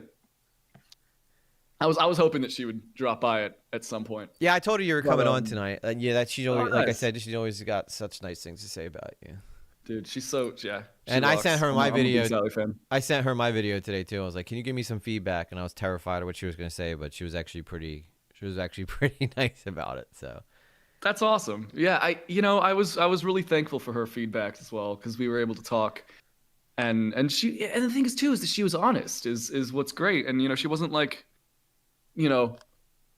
giving me like kid gloves or anything. She's like, this is what works, this is what doesn't. I'm like, thank you. Like that's what I need to hear. It's very helpful. you can always count on her to be 100% with you. Yeah, she's 100%. It's fucking awesome. It's great. And but yeah, like that Moon guy, I do want to make a video on him because I think that there's so many, like there's plagiarism there. There's spicy. Yeah, I'm not even saying that as like an assumption. You can look it up. There's like 3 videos that he made that are directly like word for word taken and not credited. And like the channel also takes content, it takes popular videos, and like a week later kind of makes the same video but just kind of switches the words around and sort of changes the narrative, but otherwise kind of like says the same thing and doesn't give any credit to the person that it's taken. Like if they were to be like, this video was inspired by this person, that's one thing. But when you kind of like, I think the word is freebooting, where it's like, Yes. I don't know. I'm not a fan. And I think the way that channel, it's very one-sided. It's fear-mongering is what it is. And all that is to say, I've been wanting to make a video about it for a while.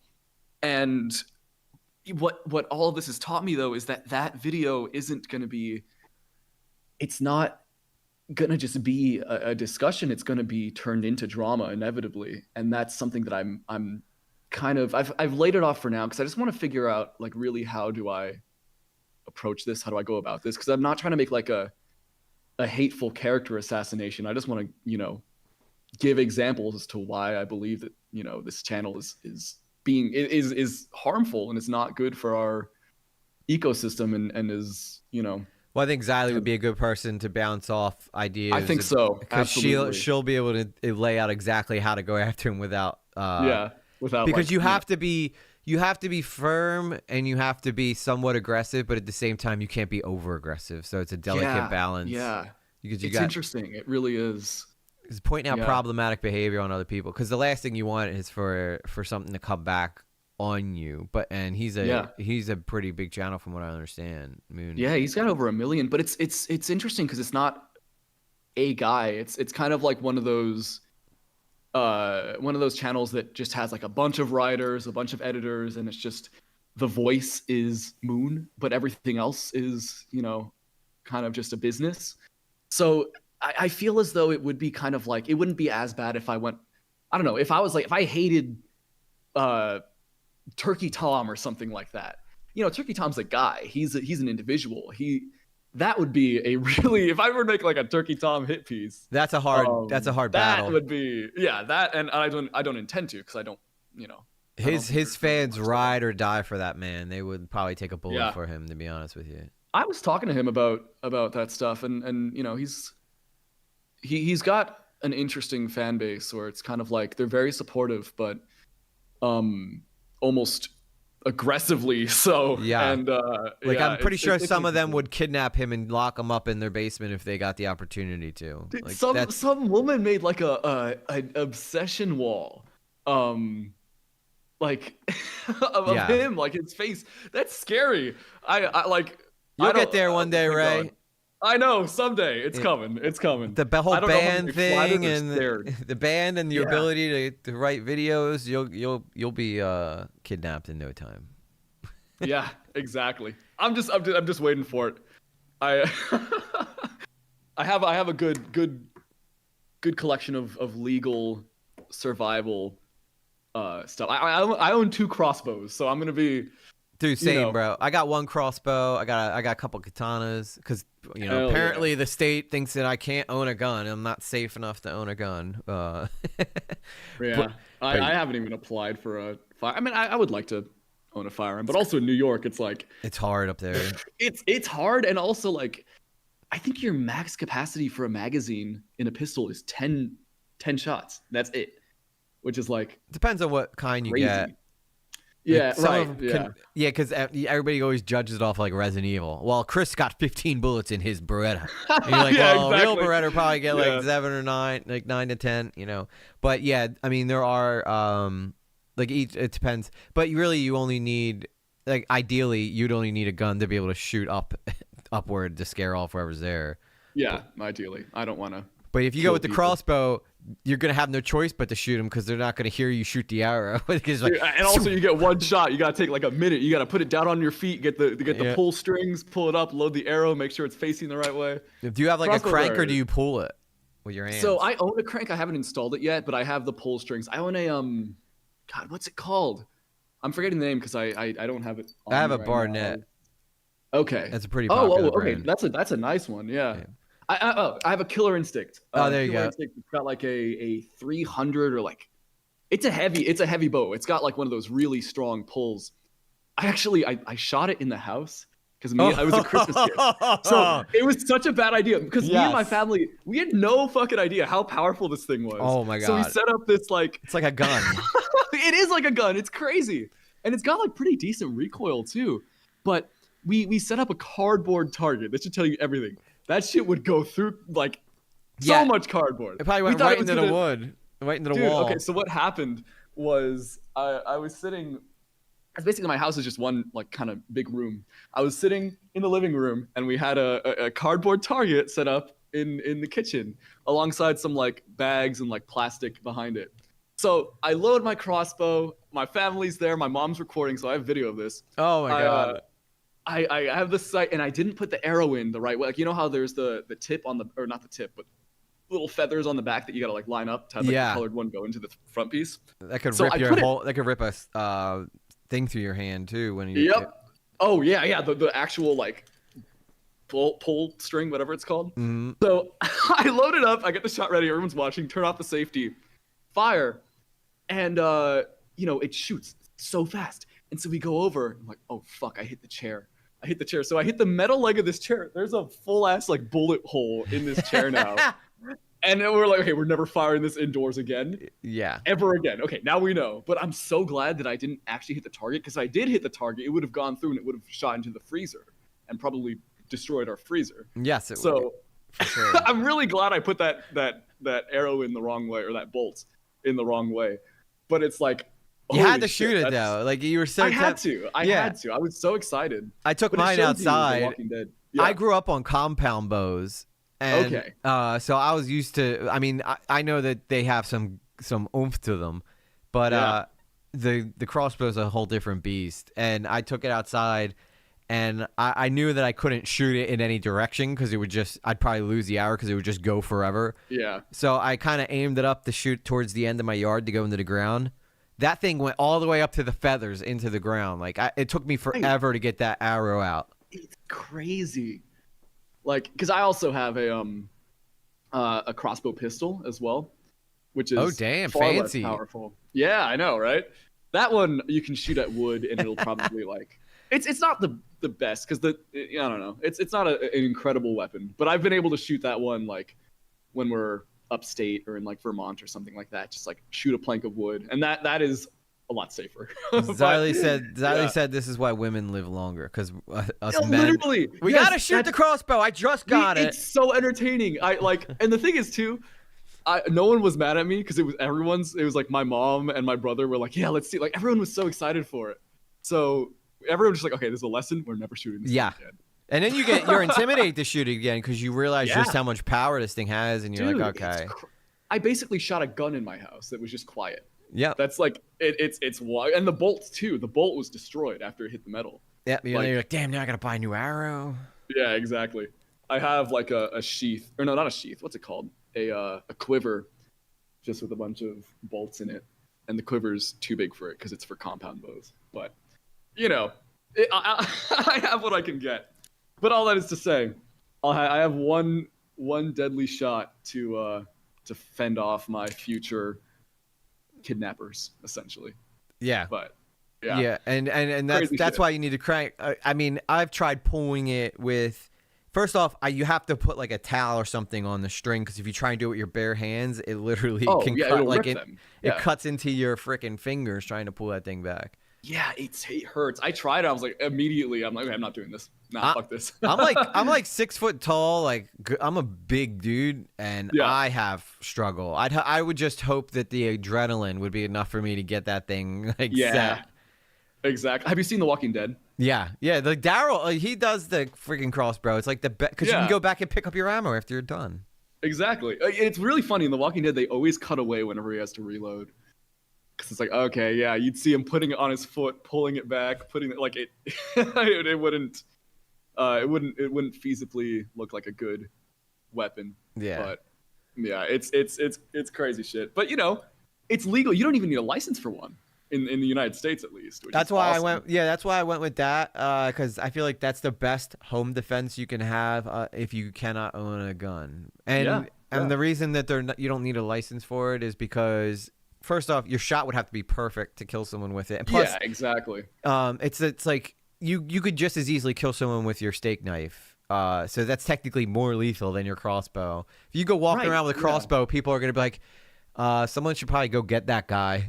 Yeah, exactly. You know? You take one shot, maybe you'll kill somebody, but you're gonna get taken down before you can reload. Yeah, So, no mass murders with a crossbow. Literally, I don't think it's humanly possible.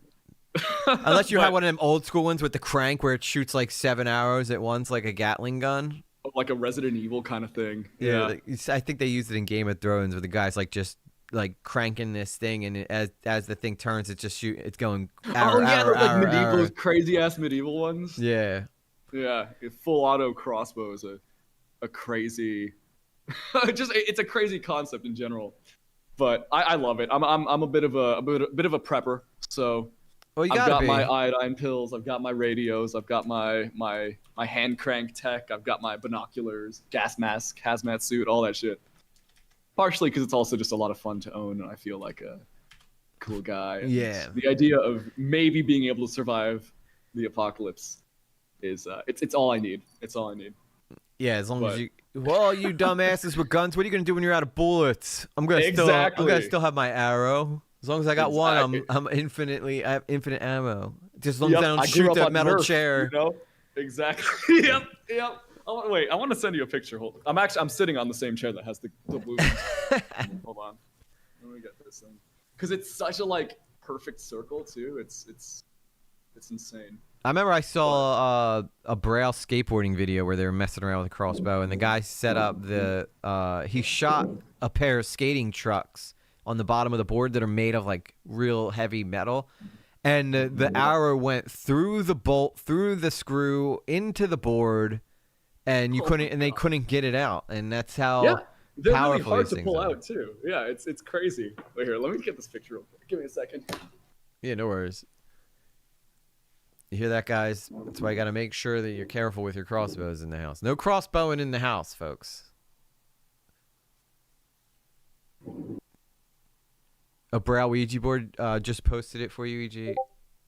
There we go. Okay. Oh, nice. Look at this shit. Dude. Can I show Isn't that crazy? Can I show it on stream? Yeah, go for it.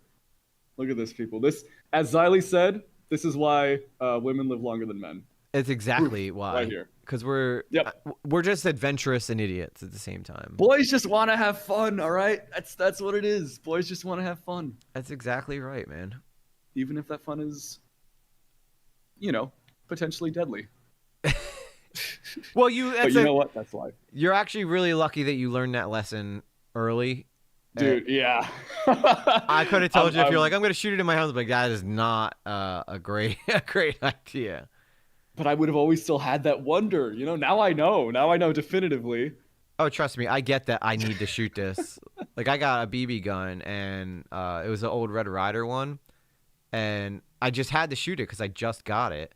Yeah. And I ended up shooting a cardboard box. The BB, though, ricochets off the box up into the TV, and it breaks the TV. Oh, my God. So That's bad. There's the I know it was like a $500 TV too. I was so upset, so I had to go out and buy a new Christmas TV. story. You should have listened. I know, shot your You eye shot out. your TV out. Yeah. Yeah, I couldn't even watch That's Christmas incredible. Story. You'll shoot your TV out. But Yeah, literally. That's wild. That's Ray's kill right there, guys. You got a Exactly. 4-pointer chair, 4 legs. Yep. So now I know, but I also I trained my aim on VR shooting games, and I actually have very good aim, which is I saw you Great to play know. in VR in one of your Instagram. You a big VR guy? I used to be in like 2020. VR actually like changed my life. It was really special because I was I was before 2020 I was very kind of not, I don't want to say shut in because I was like social and I was doing theater stuff, but I was very nerdy and I really wanted a girlfriend so bad. So the way I figured I'd do it while I was in quarantine, I'm like, I'm gonna get really fit, I'm gonna get really strong, and there's no way the girls won't like me now. And so I did, and I'm really glad I did because I think that I worked out like every single day consecutively for like 100 days straight, which is very unhealthy. Yeah, I was gonna say you looked ripping that one picture with the VR. Yeah, with the headset on, I was fucking strong. I was 16 too. I was 17. No, I was 16. Yeah, I was 16. I was doing it. I was working at it. But I used to play VR. It was a game called Thrill of the Fight, which is like a really realistic boxing simulator. And that's like the best cardio you can possibly get. It's like you play for an hour, you burn like 400 calories. And I ended up just training actual boxing with a really good coach for a while too. So I've got some decent combat skill. I do Krav Maga now because that's Nice. it's better for more than just punching above the belt. But yeah, so I was big into VR. It was just like that was my gym essentially. And I also played a lot of first person games. And when I finally went to a shooting range, I was like, oh my God, it paid off. Like I was able to hit a lot of really good shots, which was a lot of fun. Yeah, my streaming desk here, I have a whole fighter pilot set up because I'm really into military aviation. So I play this game called DCS sometimes when I'm streaming. Which, by the way, I'm the only crazy dude who would react to videos while playing DCS because Yeah. you need to hear like your co-pilot being like, "We're getting locked up," and I'm over here being like, "This fucking guy doesn't know," and then I get shot out of the air. Like, you got three types of multitasking at once. Yeah, like imagine amazing. Maverick and Goose trying to do a react while they're engaged. Yeah, exactly. I played this one game, and I wanted to get a flight stick for it, but I didn't end up doing it. It's a Star Wars like flight simulator game. Yes, So it's, like, I talk about Squadrons. yeah, Squadron. This game is so fun. Yes, It's so fun. Yeah. And I imagine it's way more fun when you have an actual stick and not just like an Xbox controller. yeah, it's a game changer, dude. Game changer. Yeah, it seems like so much. I love those supplementary, like a Guitar Hero guitar or a flight stick or like those gun shells that you place a Wii remote into.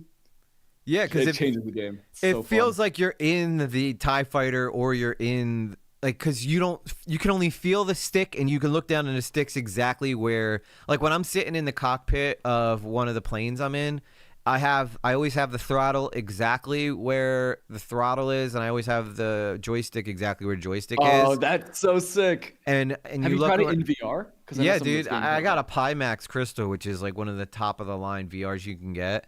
Oh, And that's awesome. I pretty much train on the same exact stuff that real fighter pilots do. And the cool thing about That's DCS so is sick. it's not like Ace Combat where I just press the trigger and it goes. I have to flip all the switches to get it into the right. That's awesome. So it's like they could stick me in an F4 Phantom or a Tomcat or a F-16 right now, and I'd be able to get it started, take off, and engage people. I believe it. Yeah. I mean, all the It's models are simulators. old though because you can't have like the modern shit in there because obviously it's classified. interesting. So you Right. have like stuff from like 1993 is probably what kind of gear you're working with. Like that's why you can't ever have like the F-35 in there because that's classified stuff and it's full fidelity because they want you to get the full experience. But like an F-4 Phantom from Vietnam, all the stuff in there is exactly the way those guys had to fly them and you can understand why they retire aircraft because you get into like these fights like in an F-4 Phantom you'll fight a F-16 and then the F-16 will just like whoop you up and like get behind you in 2 seconds and you're like, Right. I understand why they retired this plane now. Yeah, know there what I you mean? go. That sounds like so much fun. It is. Really... It took me a full year to actually because you're learning how to be a real fighter pilot. That's awesome. So it took like a full year to actually get like my first air-to-air kill on a player because a lot of those Really? guys are former fighter pilots and shit. Wow. So So you're going up against like the best of the best. Yeah, most of them are commercial pilots or just and I'm not a pilot at all. So I'm just a gamer, Yeah. you know. That's so sick though. I mean, hey, now I fully believe that with that experience you'd be able to somewhat feasibly fly one of those planes. Yeah. Yeah, no you could do it with Microsoft Flight Simulator too, but I want to shoot missiles, man. Yeah, I know. Microsoft Flight Simulator it's boring. It's boring. It's fun for It's cool pilots. to fly over your right. Yeah, that makes You sense. fly over your house and then you're like, oh, I'm done. Okay, I Yeah, found my house on exactly. Flight Simulator. That's what I did. I just flew over New York. I'm like, wow, that looks so real. That's pretty much it though. Watch the That was buildings, fun. please. You Yeah, know, exactly. I've seen the people I tried do to crash the plane. It didn't even work though. yeah, because see, that's the thing though in DCS. If you crash the plane, there's a big explosion and everything. But in Flight Simulator, I think it just like flips over or something and just Yeah, I think it just kind of gets you to a menu, like it makes you restart or something like that. yeah, not in DCS. They make sure they watch you because sometimes you can eject before you crash, and then other times your pilot gets killed with the missile hit. So then you have no choice but to sit there and just watch yourself slowly. Oh, because you're the gunner. Oh, that's so sick. yeah, I It's- love games that are that immersive. It's crazy, dude. It's on. I feel like they want to have an entire war simulator going on. Like I want like Call of Duty going on the ground while I'm up in a plane flying. That would be so sick. Like the did you ever see the leaked gameplay of Star Wars Battlefront 3, the one that never came out?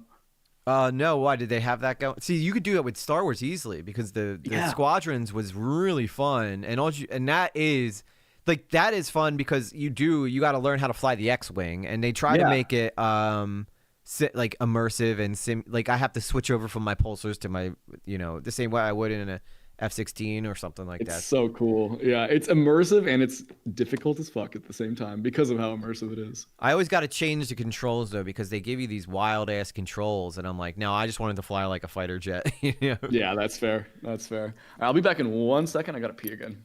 Yeah, man. We'll get Ray back, and we're probably gonna wrap up the stream. But I love talking to Ray, dude. He's super fun to talk to. At first, I thought. Now I know why. He's. At first, he was like 7 to 10, right? And I'm like, yeah, but we might not get to all the way to 10 because I didn't want to give him like a whole expectant of being here for 3 hours. But he's so easy to talk to. It's like, I feel like a lot of our history is a lot of like, and we're kind of into the same shit. He just, hopefully never gets into any kind of stuff like I did. Because I was Ray when I was younger. The band stuff, wanting to learn how to get girls because, being in a band and shit like that, and the gaming shit. But, Slop Cop, guys. That's what it's all about. Slop Cop.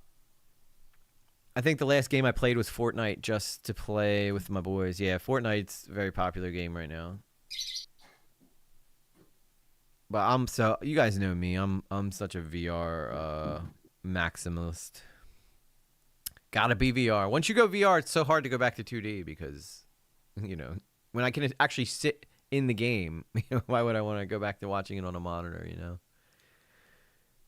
I came here for Ray, but I'm actually enjoying EG a lot. Thank you, Moon40. I appreciate that. Yeah, we're a bunch of chill folks. Roblox Tycoon goes hard, though. Yeah, my daughter loves Roblox. It's like her favorite game. Yeah, you guys should all check out. I expect everybody to check out Ray's channel for sure. You guys won't be let down. He has a lot of really cool stuff going on his channel. Yeah, she does have great taste. She gets it from her dad. What do you expect?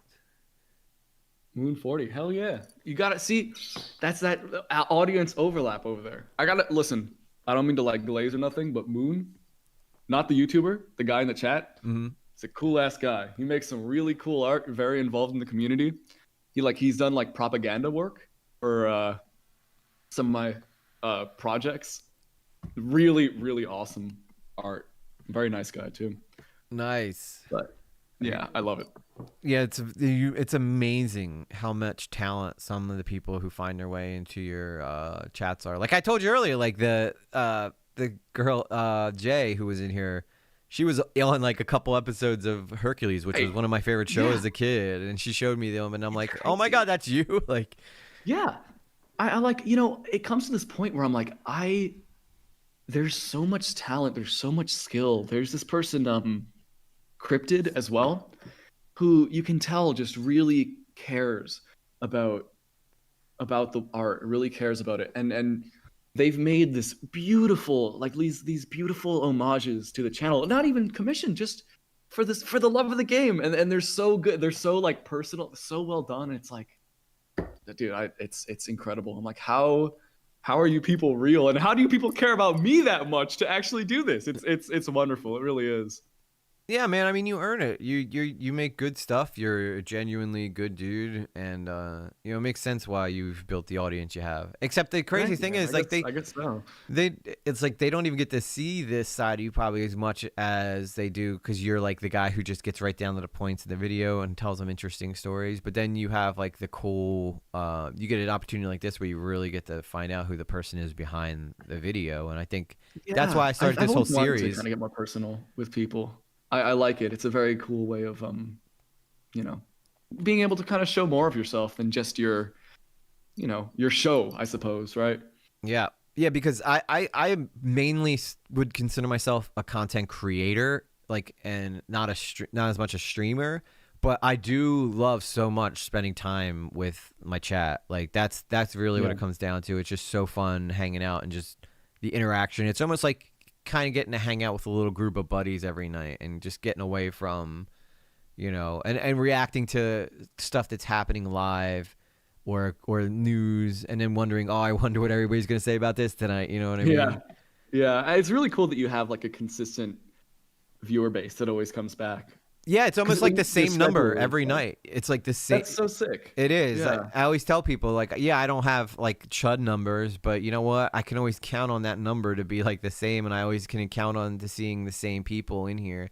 And I guarantee you, they're all gonna go subscribe to you, and they'll all show you love too, because that's so sick. They always tend to we definitely care about one another, and they really appreciate people who help me out. So. You've got a really good, really nice community. I think, honestly, here's a take that might be a little controversial, but I think that the community that a content creator has reflects who they are. I agree. It's not everybody, but I think that a lot of the time, who you cultivate and who you keep around, or not who you keep around, you don't really have a choice in that, but who you gravitate, or who gravitates towards you, kind of helps you see they kind of tend to reflect your values. In a sense. I agree 100%. The more really trolly someone is, the more trolly their chat is. The more exactly. Yeah. It's fascinating, and you know, it's definitely a double-edged sword, because you know, I imagine I can't speak on like someone like Chud's behalf, but it's like his chat. I wouldn't personally, if my community was like that, I'd be like, okay, guys, cool, like you relax, tone it down. please. Well, that's because Chud calls people retard. The funny thing is, Chud, when he started off, he was very kind of like soy, he's much more. He was very like politically driven, very leftist, and then over time he kind of became more anti-woke, and Interesting. because I guess he didn't really like the chat that he was, like you said, gravitating towards him, because the minute he said anything they would disagree with, they would get like really up his ass about it. So now he just is like, he goes on the I don't give a shit, I'm gonna call everybody out, whatever, and it reflects in his chat. Like if you can get a love from Chud's chat or Nicholas Diorio's chat, then you're probably a tough bastard. I guess so. Yeah, it's like a what's the word? It's like a Spartan test. If you're really built for it, right? That's your what determines it. Yeah, because like I said, when Chud did my video, he literally agreed with. He was even saying like, I don't mean Nikolai EG, but so that's kind of tells you like how like supportive he was being of my video, and even his chat was like, this fucking guy sucks. You're like, you can't do anything. Yeah, that's just how it goes, though. That's. If you're not gonna say it, Chud, we are. You know. Yeah, exactly. But I think sometimes they do that too, because they like Chud spurging out. Like they like when he gets like all like hot and bothered, and right. So they'll always tell him he's sweeping even when he's not, because they know that Chud's because Chud will be like, how the fuck am I sweeping? I'm not sweeping. You know, and they do it just to get him to do that. So it's pretty funny. Yeah. Hey, that's how it goes. I remember I saw a clip that was really entertaining to me from one of those streams. I think it was the Mudahar stream, where Mudahar didn't have his like mic set up or didn't have his audio set up, and Chud's like yelling at him. He's going after him, and Mudah's like, "Can you hear me? Hello? Can you hear me?" And he's like, "I just freaked out. I just spurged out, and you couldn't hear me." He was like, "Oh, sorry." It's like that's really entertaining. So like, there's a extent where I'm like, okay, I get it. That's really entertaining. He's so like Chud. I think his best weapon is how quick he is, like, and how quick, and he's really good at getting, and he's really good at getting people to divulge things that they probably didn't even mean to say because of the way, like the whole. I don't know, like if you followed the Mr. Beast stuff, but Soggy Cereal basically gave up the fact that they paid for him to come out without, and Soggy went into this whole thing because he just was trying to avoid having Chud shame him. But we're like, and this is what I was saying before, like, and you said Chud's influence does not reflect in his subscriber count. Yeah, no, he has all the biggest YouTubers on. Too. Yeah, Nick Diorio. What Nick put in, like, Nick's like the American Chud, I'd say, and Chud's, yeah, exactly. The Italian Chud logic. Yeah. He's got, I just looked at 105,000 subscribers, but he's also got like crazy influence. He's like the Don of the commentary community. If Nick don't like you, nobody likes you. That's basically literally, and his profile picture reflects that. Him in that big ass throne. Yeah, and he did that well before he reached these levels. But that was predictive programming right there. He knows, like that man. It's interesting. It's like, and I feel like it's kind of, and this is a point that I've already made in the video, but I kind of just want to reiterate it, like.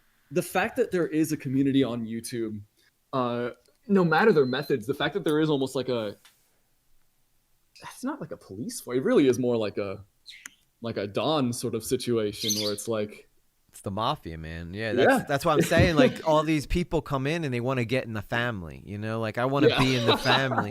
You got to do some favors first. You gotta. I talked to make sure you're Xylee. right with them. Xylie's in the family, and I was literally asking her one of my questions, and I'm so glad because I almost forgot to ask her. I'm like, Xylee, how do I get? Like, how do you? Not me personally, because I don't really care if I'm in it or not. It'd be nice to have like friends, but at the same time, I don't think it's gonna make or break my career. Yeah. But you know, I said, Xylee, like, what is it that these guys are looking for? Because I have a theory what they're looking for, and she kind of like, I don't really know how they pick, because they have people like Bo Black's in there who clearly was always one step away from being a locale, and Yeah, forever. yeah, Yeah.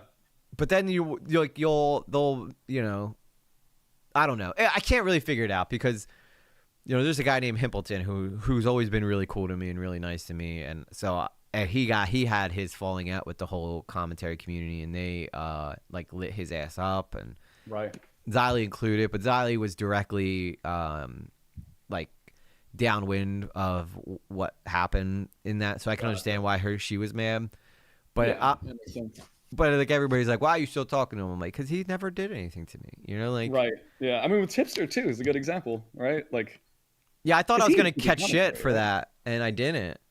That's good. That's good. I mean, yeah, because it's like just even associating or having a conversation with someone seems to be like you're, I don't know, in support of them fully, which I don't think is necessarily the And it's case. different. It's different too because some people, like I know that on X, people are like, "Oh, well, he's friends with Tipster now," and I'm like, why? Because I had a civil conversation with him, like, Yeah, literally. Yeah. like, because I didn't like go after him and like scream at him like everyone else. Like that's like, there's already tons of that on the internet. I'm just trying to give people something different. And again, like my rule of thumb is, if they haven't done anything to me, why am I gonna like attack them? You know, it's just Right. Yeah. But Xylee, you know, Xylee has every reason to be upset with Tipster or me talking with Xylee didn't care. She thought it was cool that I was talking to him. So there is a lot more understanding around. And Nick even came into my chat when I was talking to Tipster, but he came in right after Tipster left. So he didn't. Okay. And I had already been talking to him for like 4 hours. I have this way, Ray. I don't know if you noticed this, of getting people who are hesitant to come on to just kind of stay on and talk, you know. Seems like it. Seems like it. Because you were like 7 to 10, and here we are 10:30, and we're still Hey, I'm chatting having away. fun. It's a good conversation. Yeah, I mean, you're a smart kid. I don't know. I guess I'm just I just have so many questions. That's an ADHD power, you know. And It's all good, man. I'm happy to, I'm always happy to talk, to answer whatever question people have got. It's a lot of fun. and we haven't even started writing Slop Cop episode 1 yet. I know, right? So- Yeah, there's much work to be done. The Dan Frampton call, if that ever does happen, is probably going to be very entertaining as well. Yeah, I was keeping an eye out for my ex. He must be away from his computer, but I will set up, if you're down, I'll set up a date that works for both of you guys to come on and, Yeah, and no, chat. I'm totally down. He's Might be a chill. little busy rest of the month, but I don't know. We'll see. Yeah, I'll just get him to throw me out a couple dates and see if any of them work for you. But that awesome. would just Yeah. be fun, just because of how in support of Slop Dan is. And I know, yeah. Yeah, it's gonna be interesting. I think also the way that I had come off, mainly with the first video, kind of has led it to seem like I'm I care a lot about this. I'm very passionate about it. In reality, it's not that big of a deal to me. If that were the case, then everything I talk about, I'm super invested in. There's just a level of, I'm sure you understand this. There's a level of kind of theater that goes into oh, of course. making these videos. You got to make it a little like it's a little larger than life to make a compelling piece, just regardless of topic most of the time. But One of my I'm videos. definitely not gonna be throwing hands over the the slop debate or anything like that. Now he would probably come in more like well, if it isn't Raymond, you know, like you know. yeah. I think it seems like it'd be like a lighthearted. Oh, he talks just like you do. Tons of feedback, like, you know, has a lot to offer the conversation. I can only imagine how long the three of us could talk for. To be honest, we could probably go for 12 hours if we really wanted to. Probably. Yeah.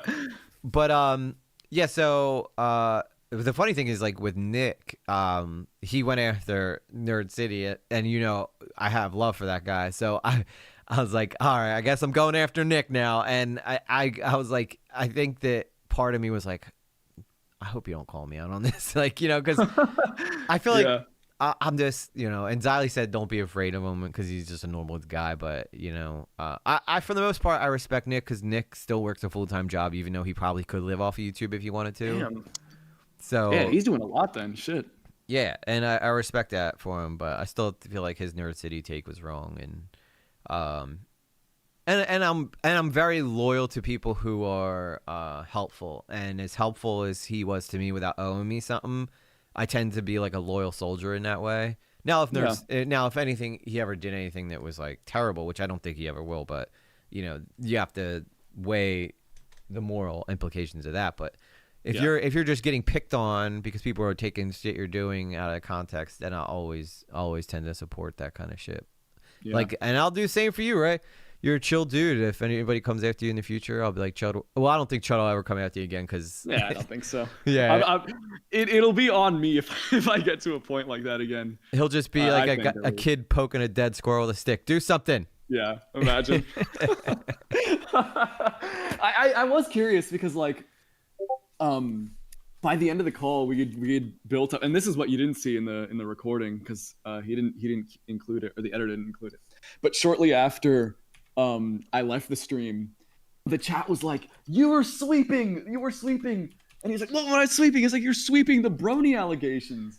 So I texted him, or I messaged him on Discord. I was like, can I come up and address the allegations? And he was like, sure. So I went on for like another 5 minutes to address the damning brony allegations, which was a fun segment. And I kind of wish he kept it in because it was really, from my memory, it was really funny because we were just kind of riffing off of the absurdity of all of it.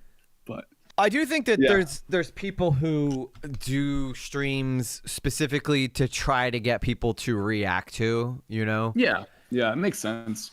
And I could have easily, you know, did stuff to try to get my tipster interview reacted to. Probably would have grown my channel nicely, but that's not why I do it. I do it for my audience more than I do it for other content creators, which I think is a big distinction that a lot of people have a hard time figuring out. Yeah. I think in the long run, too, that's also beneficial just because, you know, especially with commentary, from what I can tell, rapport is really, really important. And if you're kind of known for, you know, for example, for like being fair or something like that, being fair and charitable to people in the long term, at least, you know, from my perspective, is more beneficial than, you know, going in and trying to provoke and prod at people, which might be more short-term beneficial, obviously, but I don't know. That's the perspective that I hold, at least. Yeah. Ray, I honestly probably could just sit here and chill and talk with you all night, but I gotta be up for work at 5 a.m. and shit. Okay, yeah. So again, I really, really appreciate you coming on. I mean, there's probably. Yeah. I think I'd rather. I'm sure I can figure out more to talk to you about, but I think I gotta save some stuff if I ever do get you and Dan on at the same time. I think that'd be a fun conversation. Yeah, you write it down. Get any additional, I don't know, questions, insight you might have, and I'm happy to come back on. Yeah, man, that'd be dope. Well, I know you're a busy guy, so we'll probably schedule it at some point. I'll keep in touch with you. Yeah, and, for sure. Make sure everybody go checks out Raymundo's videos. You guys won't be let down. He's really talented creator, smart kid. He gives me hope for the future, even though he's not. Even though he's only like 18 years younger than me, but there you go. Gen Z, those 2004 babies. That's right. Rise up. And don't forget, Slop Cop keep premiering this fall. The greatest show of all time. That's right. Pre-order your t-shirts, pre-order your makeshift plushies. Get ready. We're doing this thing. It's gonna be beautiful.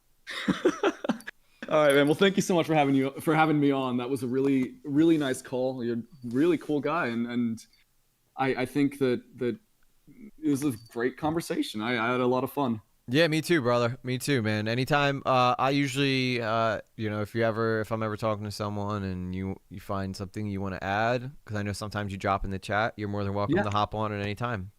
Dude, I'd love to. That's awesome. I appreciate the invitation. All right, man. Well, I hope that you enjoy the rest of your night, brother, and happy holidays. If I don't see you, happy holidays to you too. I think there's a Helldivers update that I'm gonna play tonight, so nice. We'll be on there. And make sure you get your flight sticks and your VR. I gotta fully immerse myself. You really do. I think you'll be like, holy shit, where's this been my whole life? Honestly, I would not be surprised. Yeah. All right, brother. Take it easy, man. Good shit, man. Have a good night. You too. All right, everybody. Mr. Raymundo himself. What a nice man. What a nice man. I mean, Xylee did tell me that he was going to be a nice dude, so I am not shocked that that's exactly how the call went, because he's a chill guy. He's a real cool guy. I'm trying to see. I know I promised you guys I'd show you a little clip from this. Well, you guys heard it, but I feel like I need to show you something. For some reason, this window is not cooperating. So I'll show you guys this, and then we'll sign off for the night. Where is it? All right.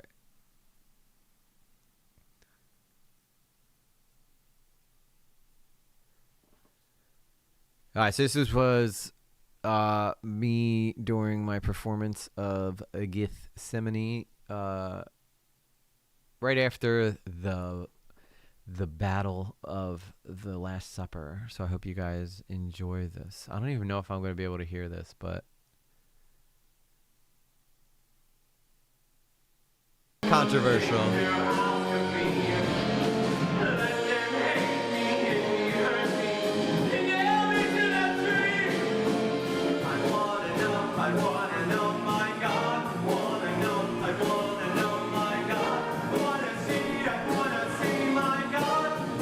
This happened 2 years ago, or a year and a half ago.